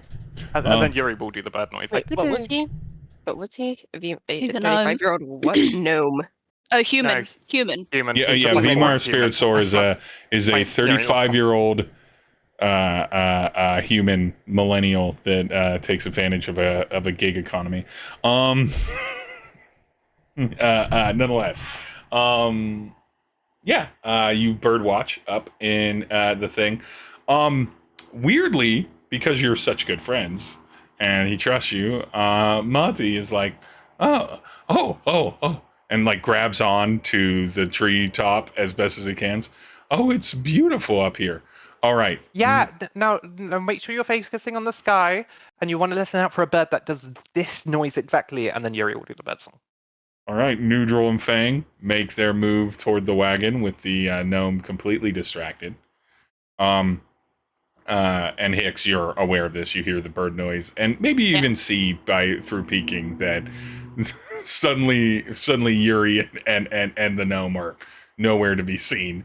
Yuri's still down there. Spring Eladrin Step only teleports them. I've just yeeted him up the tree. Oh, you just yeeted him up the tree. Yeah, so like I'll listen for it. And well, he's distracted. If you're speaking, you're not listening. You don't hear a response. He takes that very seriously. Good boy. So he's listening up in the thing for birds. Hicks. Now that Hicks and Fang, what do you do for the back of the wagon and the remaining crates? Fang quickly gets up to the back. It's like, is anybody hurt? Not that fast, because she doesn't speak that fast, but like... Yeah. Quietly, somewhat rushed. Is anybody hurt? Because she needs to know if she needs to carry any of them or not. I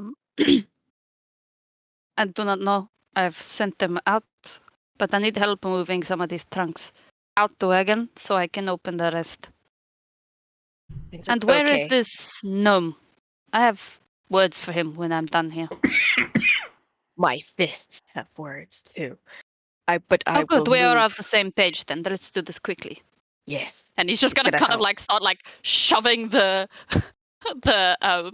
crates at Fang so she can like move them out the way. The empty ones. She's gonna grab them and start making work of all the empty crates. All right, and so as you unlock the rest of the people, again, one last stealth check with advantage because he's up in a tree, not in sight of you, far away, and more importantly, but he is listening, and so I'm going to kind of even it out to just normal advantage.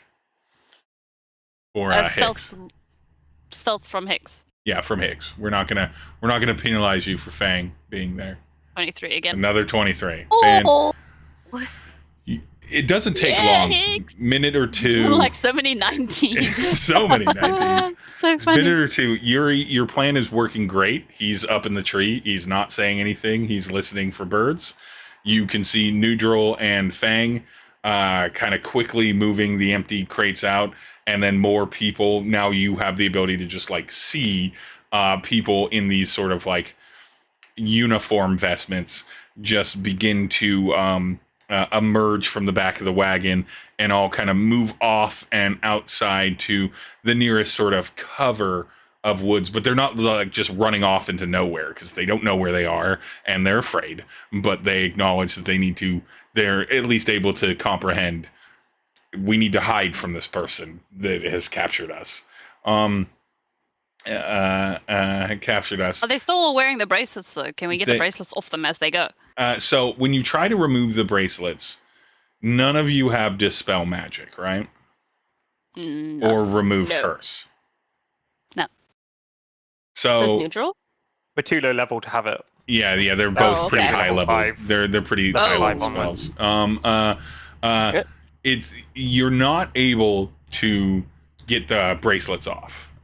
It's very quick. You're very quickly aware between you and Nhudrel that these are cursed, enchanted things, and they are locked onto them and need to be released by the person that put the curse on them, or by someone who can disenchant or remove a curse.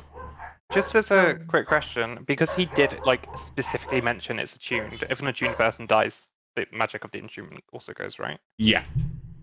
Okay. Absolutely. That's why Hicks wants him dead. Absolutely. Yeah. If you kill him, I just more meant like if we killed him, they weren't going to be trapped forever. No. If you kill him magically, they're all good. They're all unclasped, basically. So yeah, but you do get the 15 of them out, separated. At this point, the gnome doesn't really know what's going on. The gnome is still listening for the birds for several minutes. And you have them out, and they're kind of, I'm going to say that they're about 150, 200 feet away in like the nearest like copse of trees that they've all like kind of tucked away in. Well, once they're all like tucked away and stuff, Hicks is gonna kind of look at Fang, and then just give her like a curt nod, and then like motion like they should go over to wherever Yuri is / this gnome person is, but probably more Yuri. Yeah, Yuri. So yeah, the group collects back up. Yeah. How do we get off? Where's this gnome? Yuri's gonna doing that. Wait, let me see if I can find the exact like. I can't like it. There's an exact GIF I have in mind, but I can't think of what it is. But it's just like he's just really like pleased with himself, like hands on his hips, looking upwards at the thing, like yeah. Bring this gnome back down. We have words, maybe fists for him. Why don't you just, why? What else is there to say? Can't we just, Do it or I will. I'm going to wrestle his legs. I mean, I don't have a way to get him down. I'm just like enthralling him. Yeah, but can he climb down a fucking giant 30 fucking yard tree? That's another question. What do you want to ask him anyway? Because I can ask him now while he's enthralled. Asking it was putting it nicely. I don't want to. Oh, you just want to kill him? Oh my goodness, you're so dramatic. Just kill him. Hi, yeah, we're done with you now. And then I'm just gonna cast second level dissonant whispers on him. What do I roll for that? Wisdom save, and he is charmed. I'm not sure if that's with disadvantage. I'll do it with disadvantage just in case. I'm gonna just flat roll it twice. So that's a 10 plus, and then that's a 7 plus. So he fails his wisdom save. Okay, so he is now also feared and will try to move in the opposite direction of me because he's feared. Okay, so with the which he is up on a 30-foot tree. Yeah. So he. And that is also 9 damage. 9 damage. It looks like it. So now that he's been affected and everything like that, there's a moment of he goes, wait, what the. Oh, but he's he has afraid. to use his reaction to move away as well. Move away, so and so he starts scrambling. Starts scrambling down the tree. I'm gonna roll for him to see if he is capable of doing that and not hurting himself. Yeah, he gets down the tree well enough. I'm gonna give him a little bit of fall damage because he does it kind of awkwardly and drops the last. And I believe he is frightened of me now. So and he is frightened. With the dislocated shoulder. Elbow. Okay, he doesn't take much in the way of fall damage, but he does like eat the last. Wait, would he even be able to go down the tree that way though? If that's moving closer to me, because he can't move closer. He could go down the other side. Yeah, if the intent is to escape you, and because it's 30 feet, so he can dash away, he can go down the tree without inherently demanding that he hurts himself. If it's to further escape you, but nonetheless, he lands, falls prone a little bit, gets up, and uses his dash action. He is now essentially like on the run, getting about 20 feet or so in the opposite direction from where the tree is to you. So probably about 30 feet from you all on his intention to run. And I'm going to need everybody to roll initiative for me, please. Oh, making him run further away. I got a whole 1. Woo! I got 5 too. Let's go, Fang. Let's go. Yeah. I got a 20. I got a 22. Very nice. Okay, give me just a moment because I need to pull this encounter up.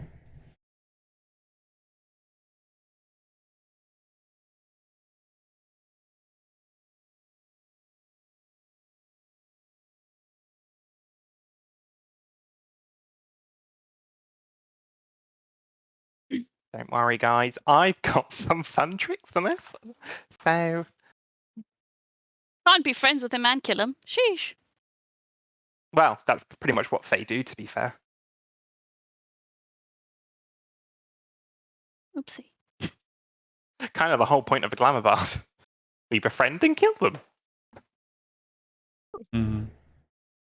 Okay, I'm going to add this one. Sure, it's this group. Yep, it is. Save.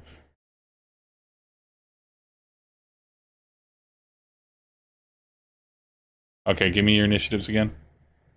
22. 22. Fang and Hicks have 5. Fang and Hicks are at 5. I'll roll for Nhudrel. Hicks, I am sorry for what's about to happen. Jesus. I'd like to try to torture the man or kill the man, please. Ooh. Okay, Yuri, you are first up in the initiative. Okay, and Hicks, I do apologize for this, but Yuri is going to He's going to kind of smile for a moment, and the very tips of like the leaves are going to glow a little bit gold as summer is starting to envelop, but not fully. And then he is going to shit. 1 second, I'm trying to be dramatic, but I forgot a fucking word. Please hold. Panic.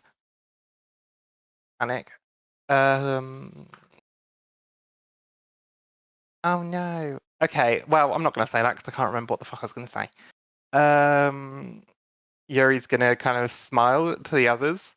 And then as he smiles, his entire body is kind of going to become like a little bit like, you just like feel like something's different. Like maybe it's his hair. He just looks really good right now. And I'm activating my hotness ability. Your hotness ability. As Yuri's going to begin to glow with pure, like, glittering magic. Like, the light refracts on him perfectly. He's just, the cheekbone highlighted with a little bit of glitter. And like, a little bit glitter magic. And he's going to kind of, like, turn to the other three.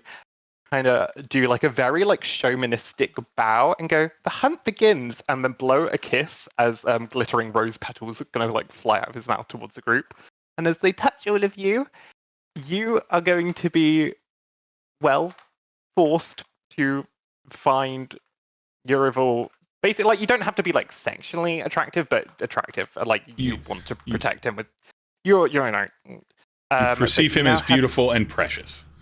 You now all have temporary 5 HP until your next long rest. Ooh. And you may now all use your reaction to run your full speed. Hell yeah! So you can all run 30, I think Fang gets 35. Mm-hmm. So we just run normal speed? Yeah. Yeah, so you can always use your reaction now to basically use your full movement speed. That's, in this initiative order, that's extremely beneficial for Fang and Hicks. Because he is closing distance. You can't use your action, but you can close on him and be right up against him before his turn goes off. Attack of opportunities. Yeah, exactly. So could we like essentially get in front of him? You could get in front of him. He's 30 feet away here. Yeah. No, I think you said 20 feet, right? Yeah, you he's 20 to 30 feet away. I'm fine with you getting in front of him. You won't be able to block. Like, he'd just run around you. It's not like it's a closed space. But you would be in melee range of him, 5 foot, engaged with him, threatened. Well, as Yuri does the weird little fucking Orin High School Host Club rose bullshit at him, he's gonna kind of like, obviously his face doesn't change, but his eyebrows are gonna like momentarily like knit together, like, when you have like a mini frown, like, but it's like literally like a split second, like a and then he's just gonna bolt ahead. Fang, do you do the same to close distance on this person? Yeah, Fang has a big grin, and then she laughs, just like a ha ha ha, and then she hard sprints. And then Nhudrel will absolutely do this, because Nhudrel is in high benefit for this. So they use their reaction, right, to do their full 30-foot movement, right? Yep, and that was only my bonus action. Yeah. Okay. What's your main action? So he's gonna then twirl, and he's kind of gonna kind of like, what to say, like he's kind of using that same kind of because actually, to be fair, to do this, he would have been playing his harp. So, like, as he played more chords, more of those kind of, like, petals and such begin to kind of swirl around the gnome. And I'm going to cast Hold Person. Ooh. Yes, I'm going to need a Wisdom save, please. Wisdom save. That's an 11. He is now held and can't do anything. He just has to roll at the end of his turn to try and escape. Yeah, he's paralyzed. Yep. So upset about that. I made a full control character. I mean, yeah, that's what a eloquence bard is exceptionally good at, and I can't be that mad based off of his kid. All right, that is your bonus action, your main action. Anything else? Yuri, do you get closer to him just to mess with him since he's afraid of you? No, Yuri's just gonna kind of just like play his harp. He's enjoying himself. Yeah. Probably just lean against a tree and play his harp, very nonchalant. All right. Next in round would be Nhudrel. Nhudrel's going to be very simple. Nhudrel doesn't have any kind of attack spells, and so Nhudrel's just going to do what Nhudrel does, which is hit them with sword or axe. That is a nat 1. Isn't it with advantage because they paralyzed? Yeah, it's with advantage. Oh, it is with advantage because they're paralyzed. That is a 22. That's much better. 14 damage. Jesus Christ. They already took 9 from me. He's gonna be dead before we even fucking touch him. Well, no, he's not dead. He's durable enough for that. Oh yeah, I gotta put the 9 in, and then the 14. There we go. Okay. Nhudrel doesn't have anything else that he can really do. So it is now Fang's turn. Wait, first I gotta roll his save on the end of his turn, where you can just see the fear like pop out in his eyes, not just for Yuri, but in this situation where he just took this big wounding and can't do anything about it. That is a nat 1. Yeah, no. So Fang, it is your go. Gonna take out her hand axes and swoop in with the one. 12. You have do that? advantage. Don't forget. Oh, I have advantage. Advantage, yep.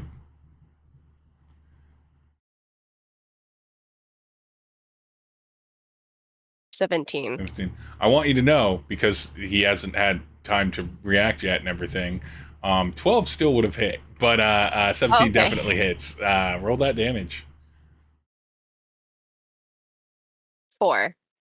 All right. Takes the 4 damage, continuing to bleed him as he suffers on the ground, paralyzed.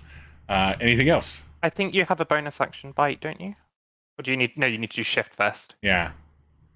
Do I have a barbarian bite? Let's see. Is that a different thing? Bonus action. I have a feeling that your barbarian one isn't the bonus action. Longtooth form fangs. Yeah, so that you'd have to be in your shifted and your monster form, essentially. Can I swing with my other hand axe? Yeah, I'll let you, because he's paralyzed. Yeah, swing again. This will just be flat. Okay. Without or it'll be with advantage, but the damage will just be a d6 without your unless 2-weapon fighting. When you take an action and attack with a light melee weapon you're holding one hand, you can use bonus action to attack with the different light melee weapon that you're holding. You don't add your ability modifier. So yeah, your second attack is just the d6 damage if it hits, without the +3. Okay, so roll to hit with advantage, but roll flat on the damage. Yeah. Okay. But yeah, I think usually what your plan is basically is do your first attack and then in a long fight shift with your first bonus action and then get your bites. And then next turn you can do your rage and then your attack, and then you kind of got to get your stuff going at the start of the fight. Got it. You basically got to think you're kind of like a druid in that sense. It's your wild, it's like a wild shape. Yeah. Okay. But So is that a 1? The dice log. Yeah, it's a 1. Yeah, so that's just a 1. Okay. But he is hurting. Think of it this way: you're giving everybody a chance to hit this guy. So that's Everybody gets a piece. action and bonus action. That wrap up your turn, Fang? Yeah. All right, Hicks, it's your go. You're right on top of him. He's paralyzed. He's hurting pretty bad. Yeah, Hicks would kind of just go up to him, kind of just give him like that, because he's still like obviously paralyzed. So he's just gonna kind of give him that like cold stare, but like he's gonna literally like mini pause and give him that cold stare. And then I don't know if he hits or not. Yes.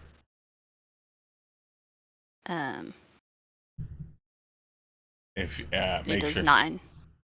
make 9 sure to damage. roll with advantage and 9 damage. Yeah, he rolled with the advantage. He is still alive and breathing. He's not really expressing a lot. He is definitely at death's door. Is there anything else Hicks is able to do on Hicks's turn? No, I don't think so. No, he's not gonna do anything. He's just gonna kind of like give him that like that like blank stare where it's like you're eternally doomed. And then he's gonna turn to like Yuri's too far away, but I suppose Yuri could hear. He's gonna turn to Nhudrel, although Nhudrel's probably like not the one to really ask. And he'd just say, "Do you want to try putting him in the ball?" We haven't let the others out yet, though. You got the time. Exactly. I mean, personally, I'm quite interested to see what it does when you put someone inside. In the physical sense. He's going to die either way.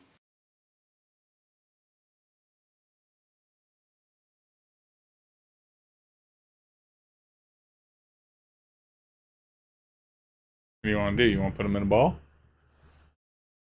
Hicks is talking. He's kind of like saying it to Nhudrel, but like it's like an open. This is to like Nhudrel. Everyone could kind of hear Nhudrel's it. like, yeah.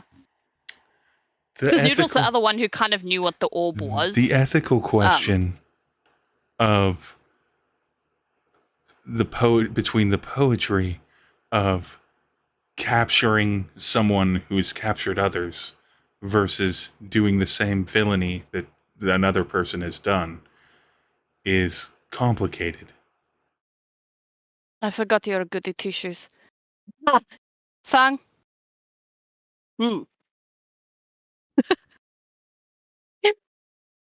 Fang, you want?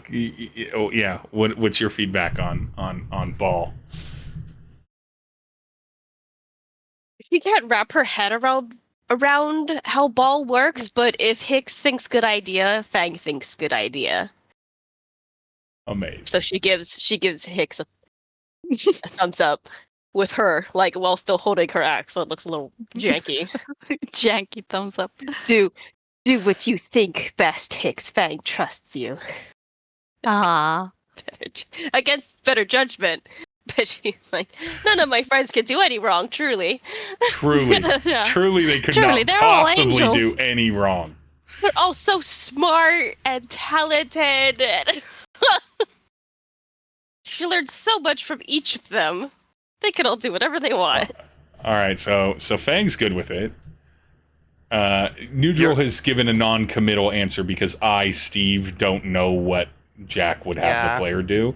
So I'm going to say that Nhudrel brings up the equal question of it, but not a persuasive direction in either. Does Hicks get Yuri's feedback, or is Yuri's feedback? I don't know if Yuri's close enough to like hear No, what's I'm going quite on. far 'Cause he's away. not gonna like shout it. He's just kind of saying it to the Do I Alright. put them in the ball? And then there's all the slaves like, what?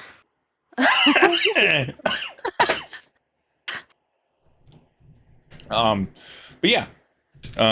So what do you do, Hicks? Do you try to put him on the ball? Well, do you release? Well, you try to empty the ball first. Okay. I don't know if you'd So have to do that as emptying like the a bonus ball- action to like Emptying the ball release is the a bonus ball. action, and then putting someone Yeah. into the ball is an It's action. the next action. Is the Yeah. next action. So yeah. So you empty the ball.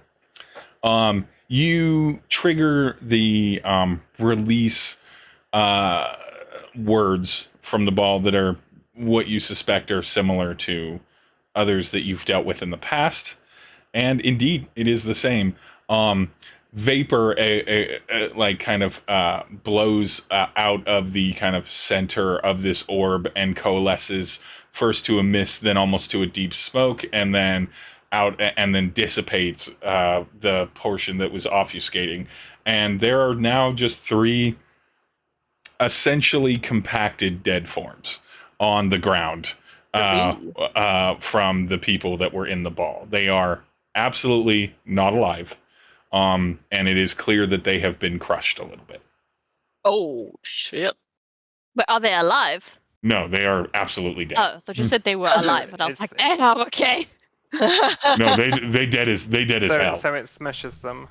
So I guess that was because 3, there were we don't know 3 one, people in there, and you see that it's not that they were crushed and condensed like a fucking compactor, right? Like it's pretty clear that they were squeezed down, and everything. But again, I would say, Hicks, from your previous hours of studying the ball, you are confident that it's like, okay, this is only continuing to reinforce my theory. This is a one person ball sized creature or smaller, but maybe you could get 2 tiny creatures in here and it wouldn't hurt them.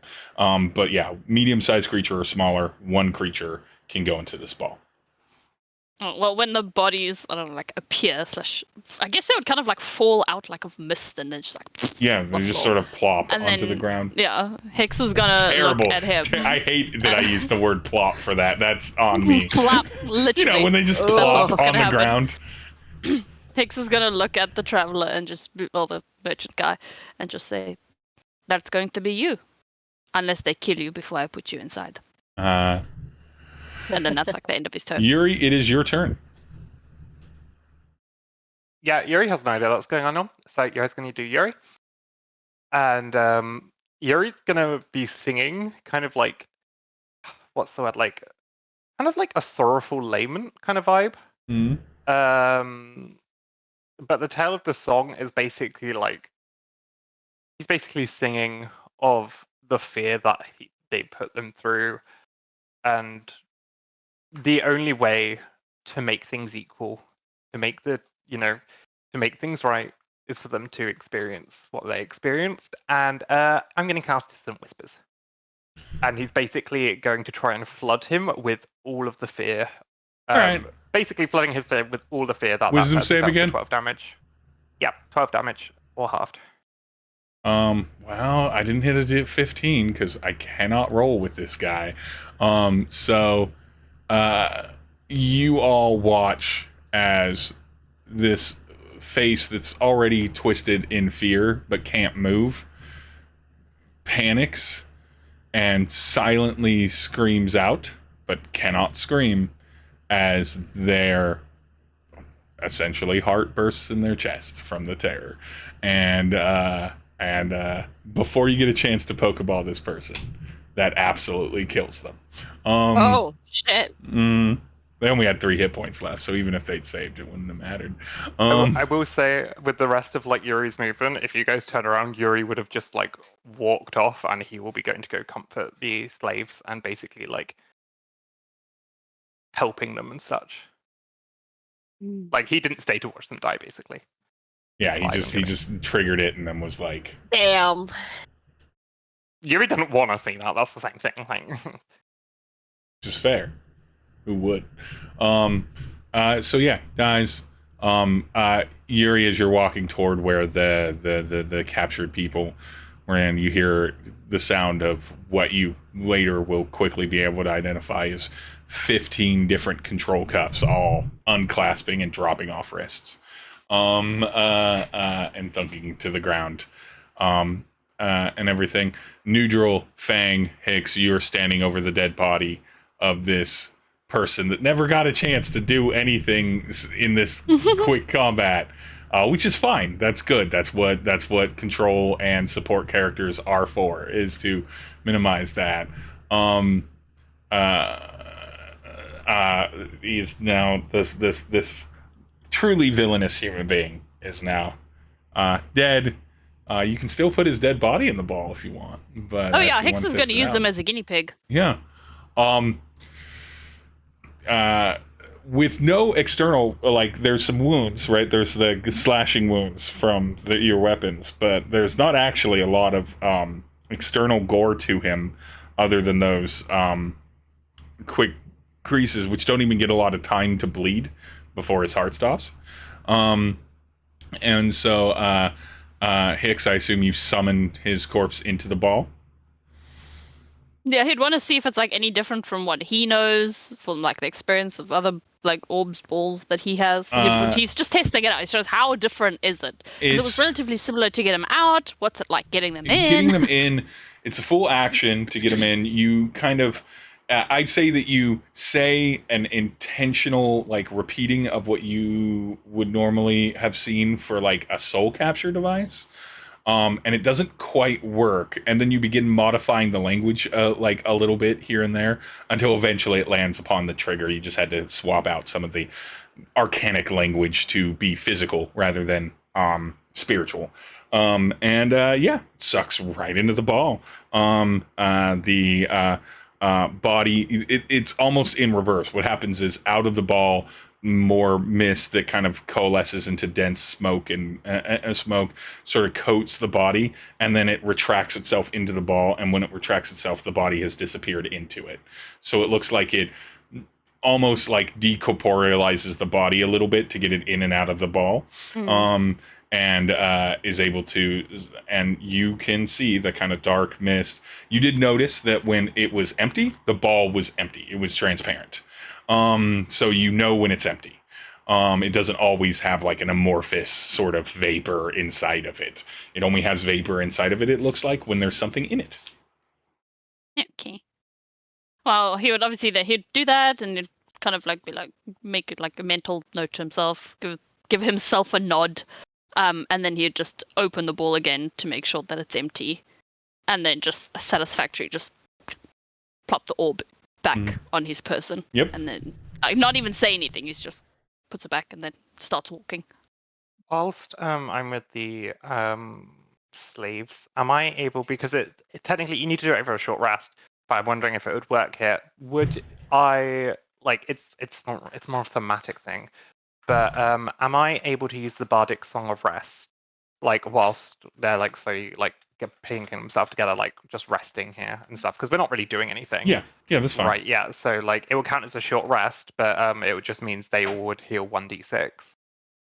They do, and you do notice that it does help them. None of them are particularly brutalized.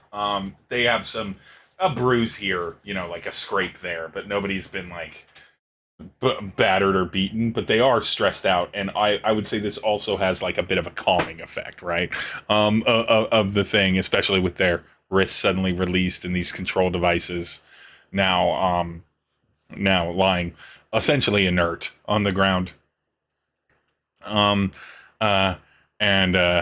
All 15 of these people that are, again, all kind of young, all in these various uniforms, some of them with slightly different hues to the color of the embroidery that is on them. But all these kind of young people just like clasping each other and kind of like breathing and then like looking to Yuri while you sort of express the song and sort of like relax and calm them. I realize I'm still probably got my glittering. Yeah, you're still beautiful. Going on. Yeah, but I'm and just everything. like pure plant Eladrin at the moment as well. So yeah, exactly. My weird plant, This, but, Jesus. life goes on. Plant Jesus. Fang and Hicks, what are you doing after the body test for Hicks and everything? The Pokeball test for Hicks. I'll let Fang go first, because otherwise Hicks is kind of just gonna like walk off and go back to, I don't know, start heading toward the wagon. Fang kind of lets out a chuckle, feeling kind of proud that the name was dealt with. She's the hand axes behind her back, and she investigates the bodies that came out of the marble. Roll an investigation check for me, Fang. That's an 8. Fang, it doesn't take much to see this. So the bodies are of three just like regular people. It looks like they don't have any weapons on them. They don't have any like significant coinage or anything like that on them. They're just in their normal clothes. It looks like these were three people that were out camping and maybe found something that they shouldn't have, and accidentally got themselves captured into it. It's a little morose, honestly. There's like in the wake of executing a very bad person, these people just were a byblow of the kind of dangerous magical items that seem to be more common here than certainly where you're from. Yeah, they just died. And they're just dead villagers, commoners, if you will. There's nothing like. Well, granted, she wrote the own investigation, but there's nothing like on them at all. I mean, there's like, there's like one of them has like a water skin on him, and one of them has like, probably one of them has like a kind of a crushed bit of fruit, and everything. One of them has broken glasses. Like, they have normal civilian stuff on them. Can she tell how long they've been dead, or do they just look freshly dead because they just popped out the marble? They look freshly dead. Oh, okay. She's gonna dig him a little grave. So that they're just not out in the open. So she's gonna work on that. Yeah, that's what Fang's doing. Well, Fang's digging a nice little grave. Whilst Fang does that, I would just probably go, Fang? Are you okay, first and foremost? We put bad man in marble. Yeah. These people, I don't know. Bad man's out of marble, by the way. Hicks just put him in to test it, and they. Yeah, he put him in and put him out. Yeah. His He literally dead used him body as is a just test, hanging like out as on a the test ground. dummy. He just wanted to see. He wanted to work out how to put someone in. So he was like, a "Cool, great I figured it out. opportunity. Now you It's can get out great. again." He didn't realize he ejected him from the marble immediately. Oh yeah, he was fiddling. He was like, "How do I get this person in? Oh, that's how. Okay, cool. Well, I already know how to get people out, so get out." And then you put it away. So is he just like this crumpled up? Is he also crumped up? No, he was not further No, damaged from the 'cause exit. He's yeah, fine. It's like a one-person orb. So Hicks was just trying to figure out how to get someone in, and then once he figured it out, he chucked him out. She's gonna do that thing that you see like dogs do after they poop, where she just like kicks the dirt at his body. Just little kickies. yeah, but she is digging her side. But in reference to Yuri, she's like, I am okay. Thank you for checking.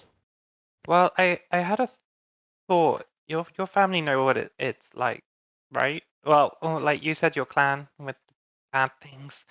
Know what it. I was just. Do you know how far away your clan is? Further inland, Nhudrel can point out better than me, but I can definitely find my way home. Worried about them though, because of this, and she pulls out the vial, the blood that they had taken, and then puts it back in her wherever she's keeping things. The magic pockets. Yeah, the magic pockets. Well, I don't Fanny pack. know where these people are from, but maybe because we should leave the carriage with them so they can travel. But maybe you could. I don't know. I just thought maybe you could advise they go find your clan, because your clan might know what it's like, and they could help each other. You know, the bigger the pack, the stronger the wolves. You know, they might understand each other's situations. They might have hard time talking to. Are they humans? Are all the captured people humans? Yeah, languages. They're all humanoids. I would say that. Yeah. So like half elves, humans. Like, but basically medium sized. humanoids. They're I would say that yeah, Fang. A lot of your community didn't speak Common. Several of them do. Several individuals speak some Common. Some of them speak it fluently. But the majority of the population doesn't speak Common. And also, but yeah. I mean, you could send them that way. If you wanted to. I think it would go about as suspiciously as you're thinking, but you could do that. Fang will make signal to tribe. See what tribe thinks. Hopefully.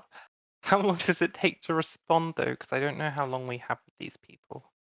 Like Fang, I'm not going to put your family at risk. I would never ask that. I just thought it was. I just don't know where to send them. This isn't a place where I know of a domain that they would be safe in. People who are enslaved or have their minds taken, they usually struggle to adapt back into society after a while, or to your version of society. I've dealt with quite a few people who've lost their minds before. This is quite a unfortunate thing. This is You are very thoughtful. If tribe does not get back to Fang by morning, I will find that concerning. Okay. Well, we might have to leave before then, but that's fine. I'm sure. Well, we can ask the people where they want to go first, and if not, we can maybe come back to the most big or something else. Mm-hmm. Things realizing she should check in with her people that way too, like smoke signal at them. You probably should, yeah. So, after making grave sites, she's gonna set up the. Actually, no, she's gonna set up the signal first, and then go back to the grave sites. So your signal back to your community is not via smoke signal or anything like that. You're way too far for that. It's literally months of traveling to get to your region. However, you do have on your personal effect, since you mentioned that you can contact them and expect a response into a day, you do have on your personal effect a small little paper, what looks like an origami crane. And you were given that crane with the intent that you would write something down and then send the crane off on its way. And usually, within a day, maybe two at the most, you would wake up to find the crane or be in a space, and you would notice the origami crane has returned with different writing on it. Whether these are always unique origami cranes or whether it's the same one and the writing disappears, you don't know. But there is a little magical thing that was given to you by the head of your tribe for you to always be able to communicate with them. And it's a little paper message crane that you can send out and everything like that. And so you're able to write down. Now, does Fang write messages in Common, or do you write them in the your tribe's native language? Yeah, they're written in Kobold, in the tribe's native language. Yeah. And so is Kobold just Draconic? So in Fang's case, no. There are classic Kobold things. This is just sort of like the vibe of this little tribe, though. Call it a complete, like a different branch, if you will. But Fang, would you like to describe in your first language the message that Fang sends out to the tribe? Am I making up what they sound like?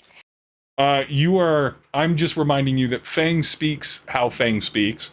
That might just be how Fang always speaks in every language, or it might be how Fang speaks in Common versus how Fang might speak in a language that they had grown up with, and everything. So whether you want that to be consistent, this is sort of your character moment to describe, is Fang always limited and short with words, or is that an affectation of having to communicate in languages that Fang isn't comfortable in? Yeah, she's oddly slow when she's in common, because the way I imagine like kobolds speaking is because they're bats or bat centric. It's a lot of clicking. Yeah. I think bats communicate through like not Sound. screeching. Yeah, sound. So you almost Echolocation. translate it into like a Morse code mixed with language Yes. kind of thing. It would be like the written form of. Yeah. And of so that. for anyone that looks at it, unless you speak kobold, it looks strange. If you The paper could click. Yeah. She's pretty much writing back to them. I'm doing well. I've made some friends along the way, and I trust them greatly. We've found kidnapped people along our journey, and I've also come across blood of our tribe. Please let me know if everybody is okay, or if you need me. I will come sprinting, full form. Please write back soon. I miss you all. and the crane. Love Fang. Aw. With love Fang, and she learned that from Nhudrel, like to add like with love or like how letters are ended.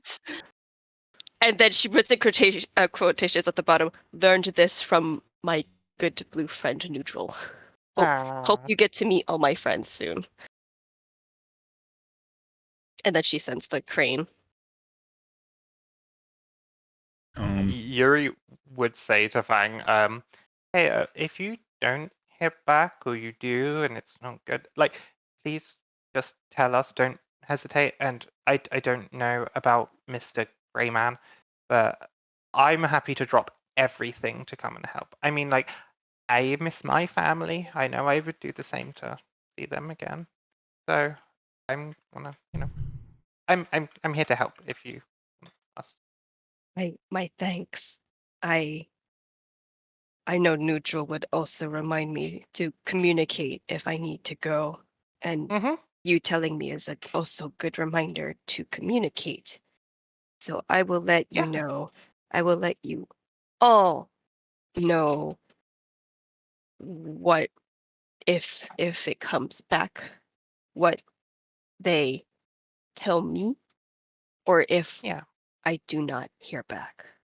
Okay. Besides, family is more important than a stinky stone city.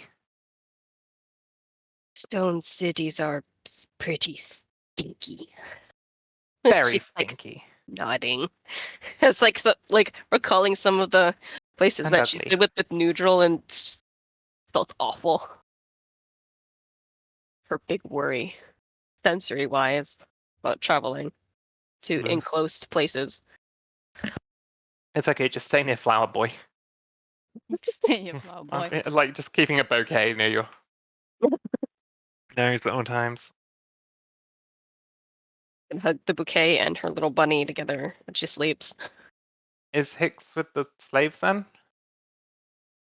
Yeah, I'd probably gone to like silently walked back there just to see how So they're doing. Hicks, the community of people are shaken, but they're all young, and you immediately identify they're all in some sort of uniform structure, and one of them steps forward, young guy, dark hair, black glasses, shitty mustache. Harry Potter. No, shitty mustache. Shitty mustache, and he and just looks and it's like, "Are you?" My friend here says that you're the one who let us all out, and we appreciate that. I appreciate you letting me out as well. Are you in charge of this group here? Sometimes.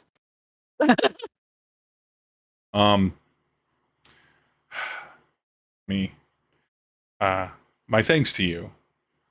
We were traveling from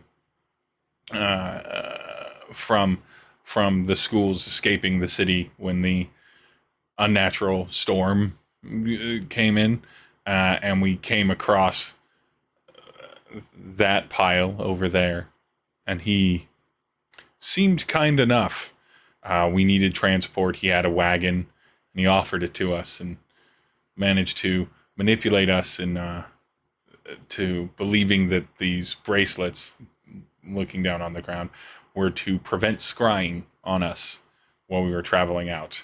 And with as many of us as were collected, we were concerned, but we have been rescued. Our many thanks to you. Do you have news of Neapolis? No. In fact, I am on my way there now.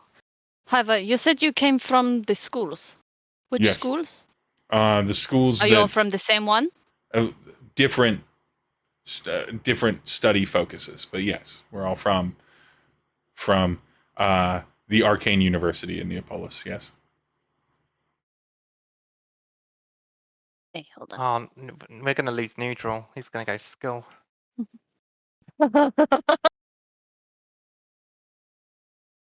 Do you know anything about the different guilds that you could tell us? What the different The schools orders the of different magic? schools of magic there. Yeah. Yes, of course. I'd be happy to inform you on that. It's the least we could do. You know, if they're connected to the storm at all. I know wizards like to dabble in things that they sometimes should not. In fact, that has been a rumor about this rift. So, what do you know? It wouldn't surprise us if this was somehow related to the council. My God, it was a school experiment. Oh my God! Magic- It was a side Magic experiment school gone bus. wrong. Or the school itself. They got an A though. Are you familiar with the 8 core principles of magic? The 8 core fields, if you will, conjuration, necromancy, evocation, those things. Yeah. So the school is divided up into those categories, and each of us are focused on mastering those talents and studying them. It is not uncommon for some of the deeper studies to go in the wrong direction or be miscast. Curiosity is encouraged. It's a very competitive space. So, Oh shit.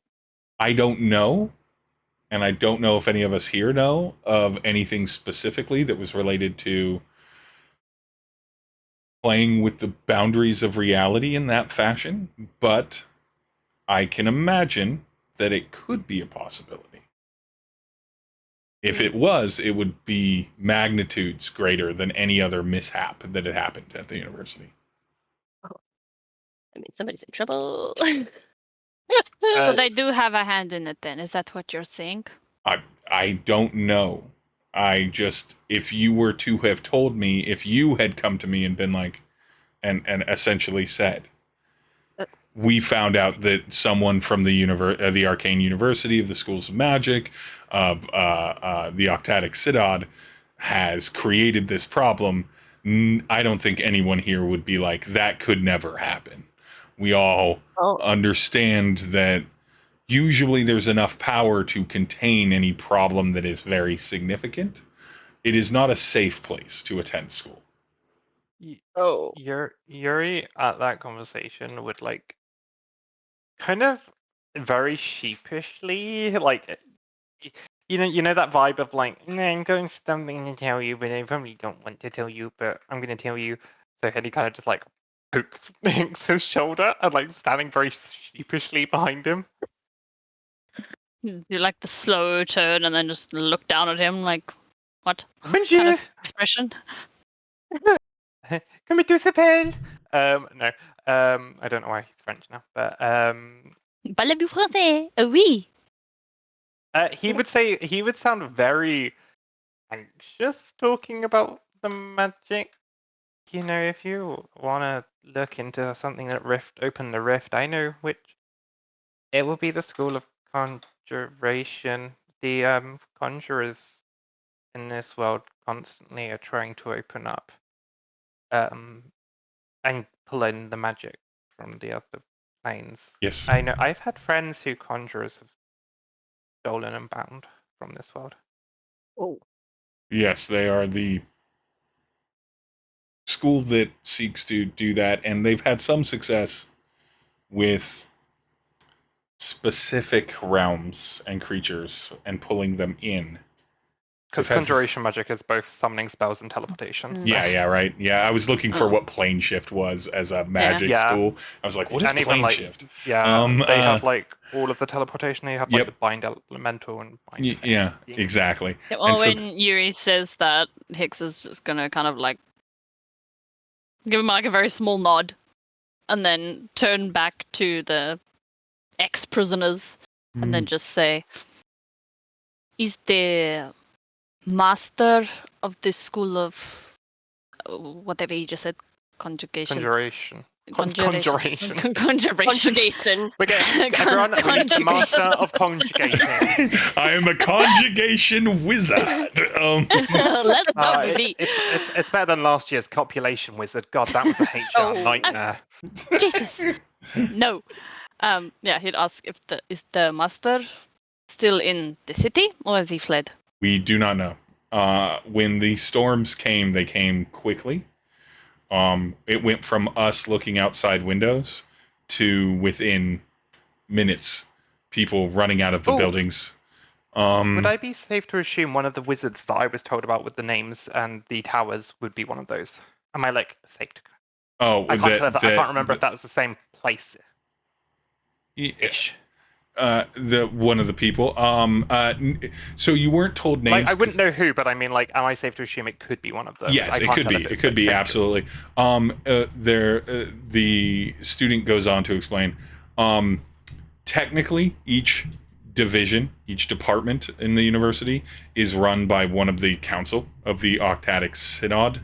One of the council. That's sort of the beginnings of the long path into rulership is to be there, but as far as the people that are in charge day to day at the universities, those are head administrators. Perhaps one day, if things go in a certain way, they will take a seat on the council if their council member is found no longer able to perform such duties. And so I don't know if the head administrators of this school have also fled. I don't know if the council has fled. This may be related to the council. It may be some students with an experiment. It may be that somebody found something that they shouldn't have found. And got into it that way. Teacher. He was your like headmaster. Oh, my headmaster? My headmaster is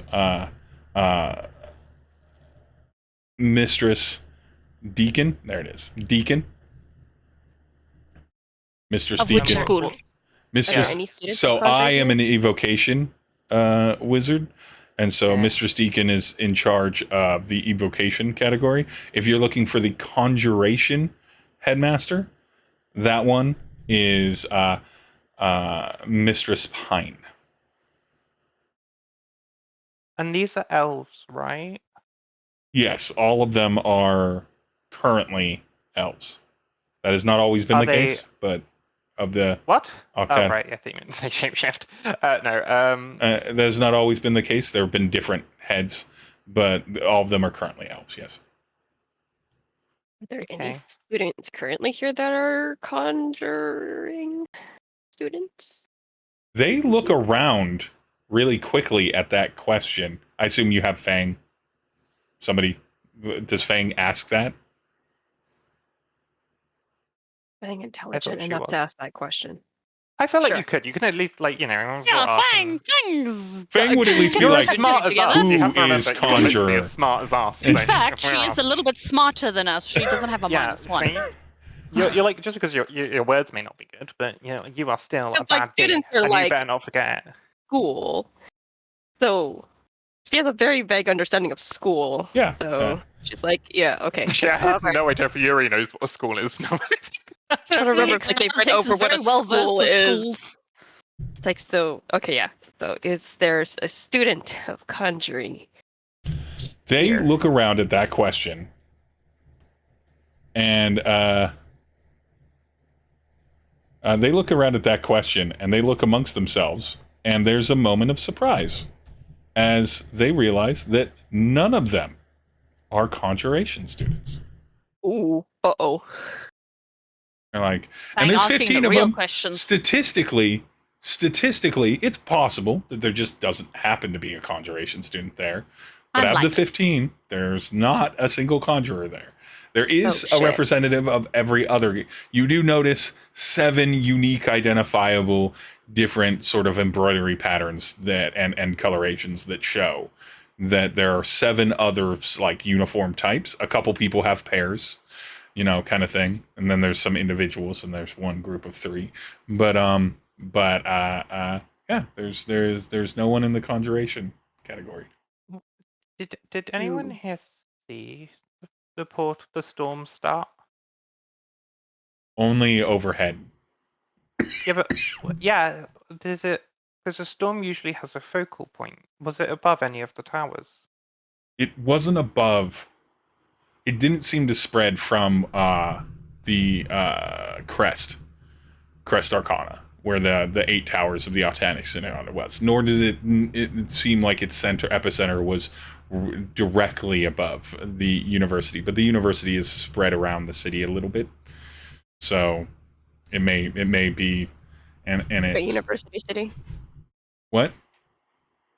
Is it like a university city? No. The university, if you've never been to Neapolis, is some of the oldest building structure, and so it's spread over several blocks. Oh. Would Hicks have gone there, or does he just know the? Because he obviously knows of the city. Like he knows. I don't think you would have gone to Neapolis area, but... okay. Specifically. Essentially, there's this sort of central magic university, but over several blocks in every direction, there are different like old buildings that have been accumulated and separated out. So it's not like a modern university would all be within a handful of blocks of itself. It's a lot more like over time it seems like the university has sort of spread itself out as the population has grown, and there's like regional district kind of things. So there's sort of like the central old main university, and then there's lots of little like annexes. Because when I say this is a city on the scale of like a London or a New York, I'm not talking in actual size or population, just sort of the density and the way that it's constructed. It probably is still like it's so much smaller in like size than those places. Simply because I don't want to run a population of 10 million in a place. But like it is definitely the largest thing. So like in a very specific way, they're basically telling you not from the magical tower. It didn't seem like it centered over the magical towers, and it did not seem like it centered over the main university building. But to recap, they don't know that this was like a student experiment or even related to the school, but they wouldn't be surprised if it was. And they don't know if this was guided under the actual council or any of the administrators, the heads of each department. But again, it wouldn't surprise them if it was. So they've sort of given you some likelier leads than you've had before, which was absolutely nothing. Thanks, gonna ask the group again. Does anyone have friends in conjuring? Someone like a couple of them kind of like look around a little bit, and they're like, yeah. One young woman that looks like a half dwarf, very wide, still human height, a little short, but very wide in stature. And dense. And she looks up. Yeah. I have a couple friends in conjuration. Yeah. I'm gonna kneel down to her and ask very gently, like, "What do you remember where they last were before everything, or when you last talked to them?" I mean, certainly in the in the general halls of the dormitories. It's where most of us stay while we're studying. There are some people with wealth and means that they don't live in the provided housing, but most of us, the professors prefer it that way so that they can keep track of it. But some people have enough influence that they don't have to stay there. Do you remember if your friends ran out? I wasn't everyone? with them. It was evening, so most of us were in our kind of later sort of lecture hall classes. We weren't with each other. We were all in our various tracks, our various study sections. In my case, I was in my class dealing with mastering bending the rules around polymorph, which I think is That lies over her head. transmutation. I'm just like, that's But nice. she's nodding. Wait, But she's nodding. She's like, wait, polymorph. Wait, you're nuts about that. Wait, my wait. Wait, my grandmother is a wizard of transmutation. Oh, very nice. But polymorph. Wait, if you can polymorph, you're like a somewhat high level wizard. Oh, I can't polymorph yet. We're studying Okay. the theories, but we have to spend Oh. years studying these things so that we eventually Yeah. can do them. I can only cast minor spells at this point. Maybe I only have the energy to maybe imbue a little bit of magic to the degree of a level 1 wizard, however I would phrase that. These are all level 1s. very impressive. Okay. This is a strange question. Does the city, what's the word? Like he kind of looks more sheepish because there's been conjuration wizards mentioned and it's very obvious he's scared of it. Mm. Like it's like the lingering anxiety that of it. But he's kind of like also like anxious because he's like, I feel like he's just gonna call me stupid for asking this. It's very much that vibe of like, you know, when someone at school don't want to say an answer because they're like, it might be wrong and you'll be stupid. But does the city have any you know, big rumors or folklore of why the city was founded there, or you know, because all the leaders are elves? Is there a story or reason behind it, or I don't know. I my brain works with stories, and I'm trying to wrap my head around things. Wait. Can you rephrase that to me again, real quick? He's basically asking if the city has any like folklore or rumor.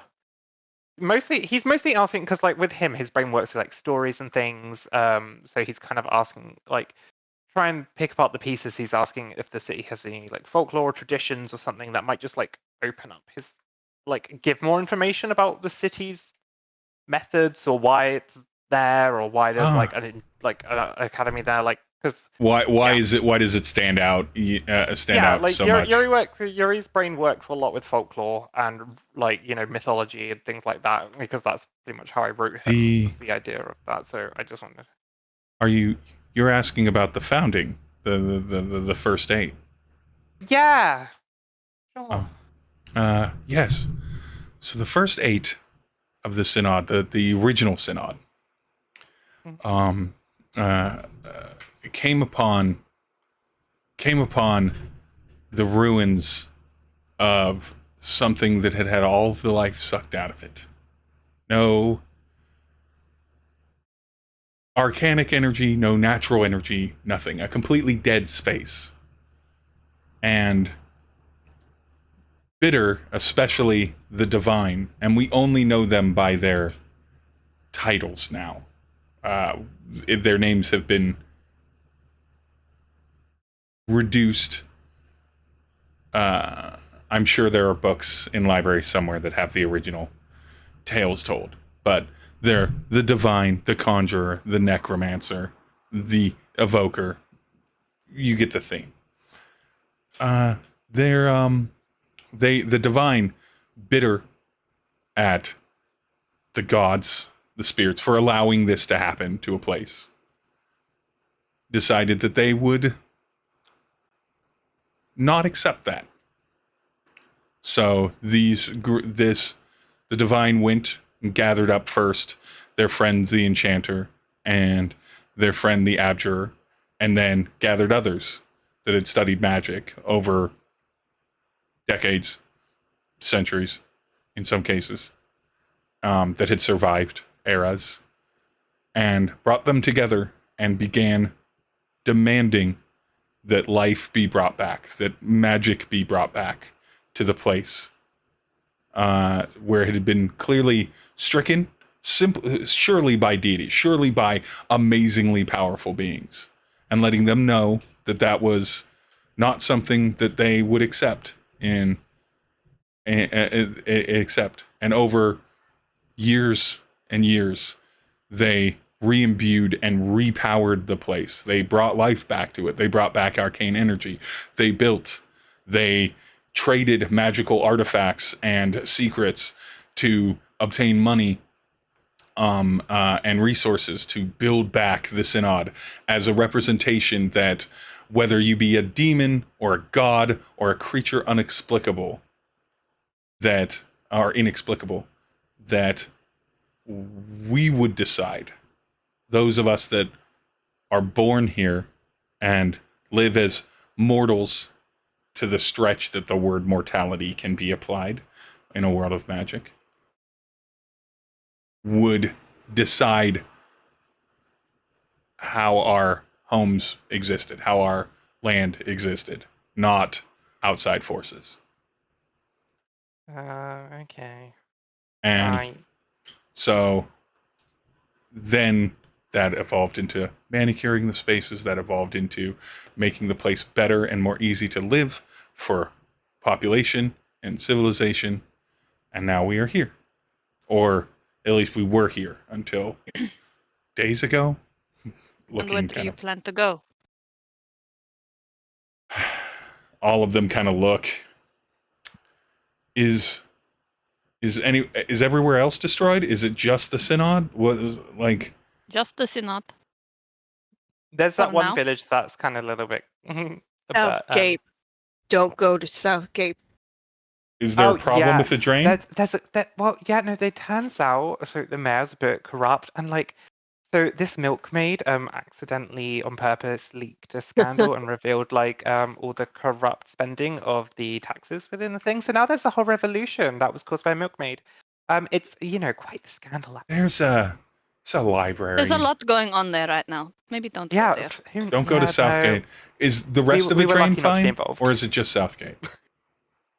Go to somewhere else in the drain. The rest of the place is fine. Okay, there's a library in the drain.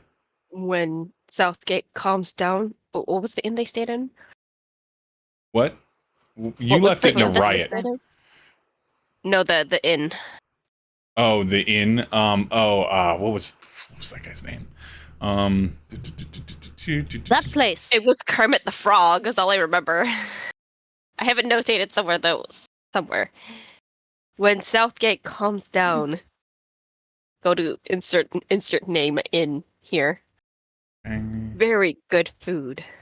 Don't have his name. His name is It's a name. It's a regular name, but it sounds name. Kind of like Kermit. But yeah.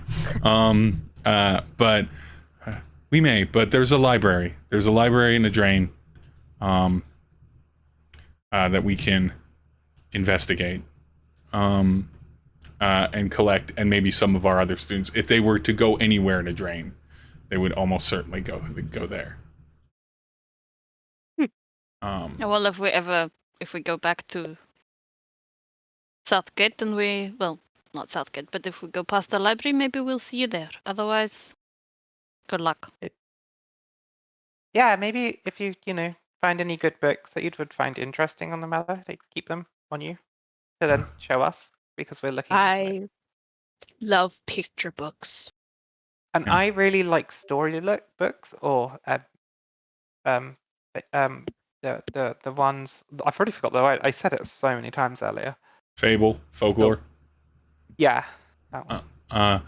Yeah, understandable.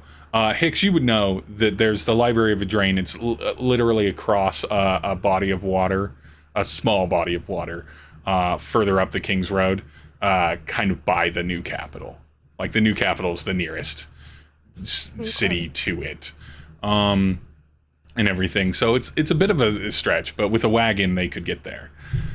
That being said, it being 3:15 my time, I have to exit, and so unfortunately, rather than come to like a really like clear conclusion to this moment, I am going to have to stop us here, because I didn't realize it was 3:15 until now. To be fair, I'm assuming at this point we'd probably start going our separate ways. Anyway. Yeah. This will part itself. So we can probably like start the journey to the lightning land and Lightning Land. But Lightning Land. These 15 students, are you giving them the wagon? Yeah. There's Yeah. I will tell you, there is nothing of non-basic human utility on the wagon. There's no like special magical items. All those bracelets are now inert, and so they're just bracelets now. Can we burn them? I mean, they're metal, so you'd have to melt them down. Nhudrel, we'll keep maybe just put one or two aside for Nhudrel to study. Yeah, maybe a couple aside to study. study. But yeah, as far as the wagon goes, like, yeah, it's just normal stuff and all these crates. And so the 15 of them will be crowded, but they'll be able to go onto the wagon. Nhudrel would like just before you go, he would he not for himself, but he would kind of say it on Nhudrel's behalf, but he would tell the divining students if they find anything they would think would be very useful or find anything else out, like to send a sending to Nhudrel. And he would also give them just like, because he knows a little bit of magic, but like not in that sense, but he knows about it. He's got like 3 family members who are wizards. Actually 4, I think. All my family almost wizards, maybe.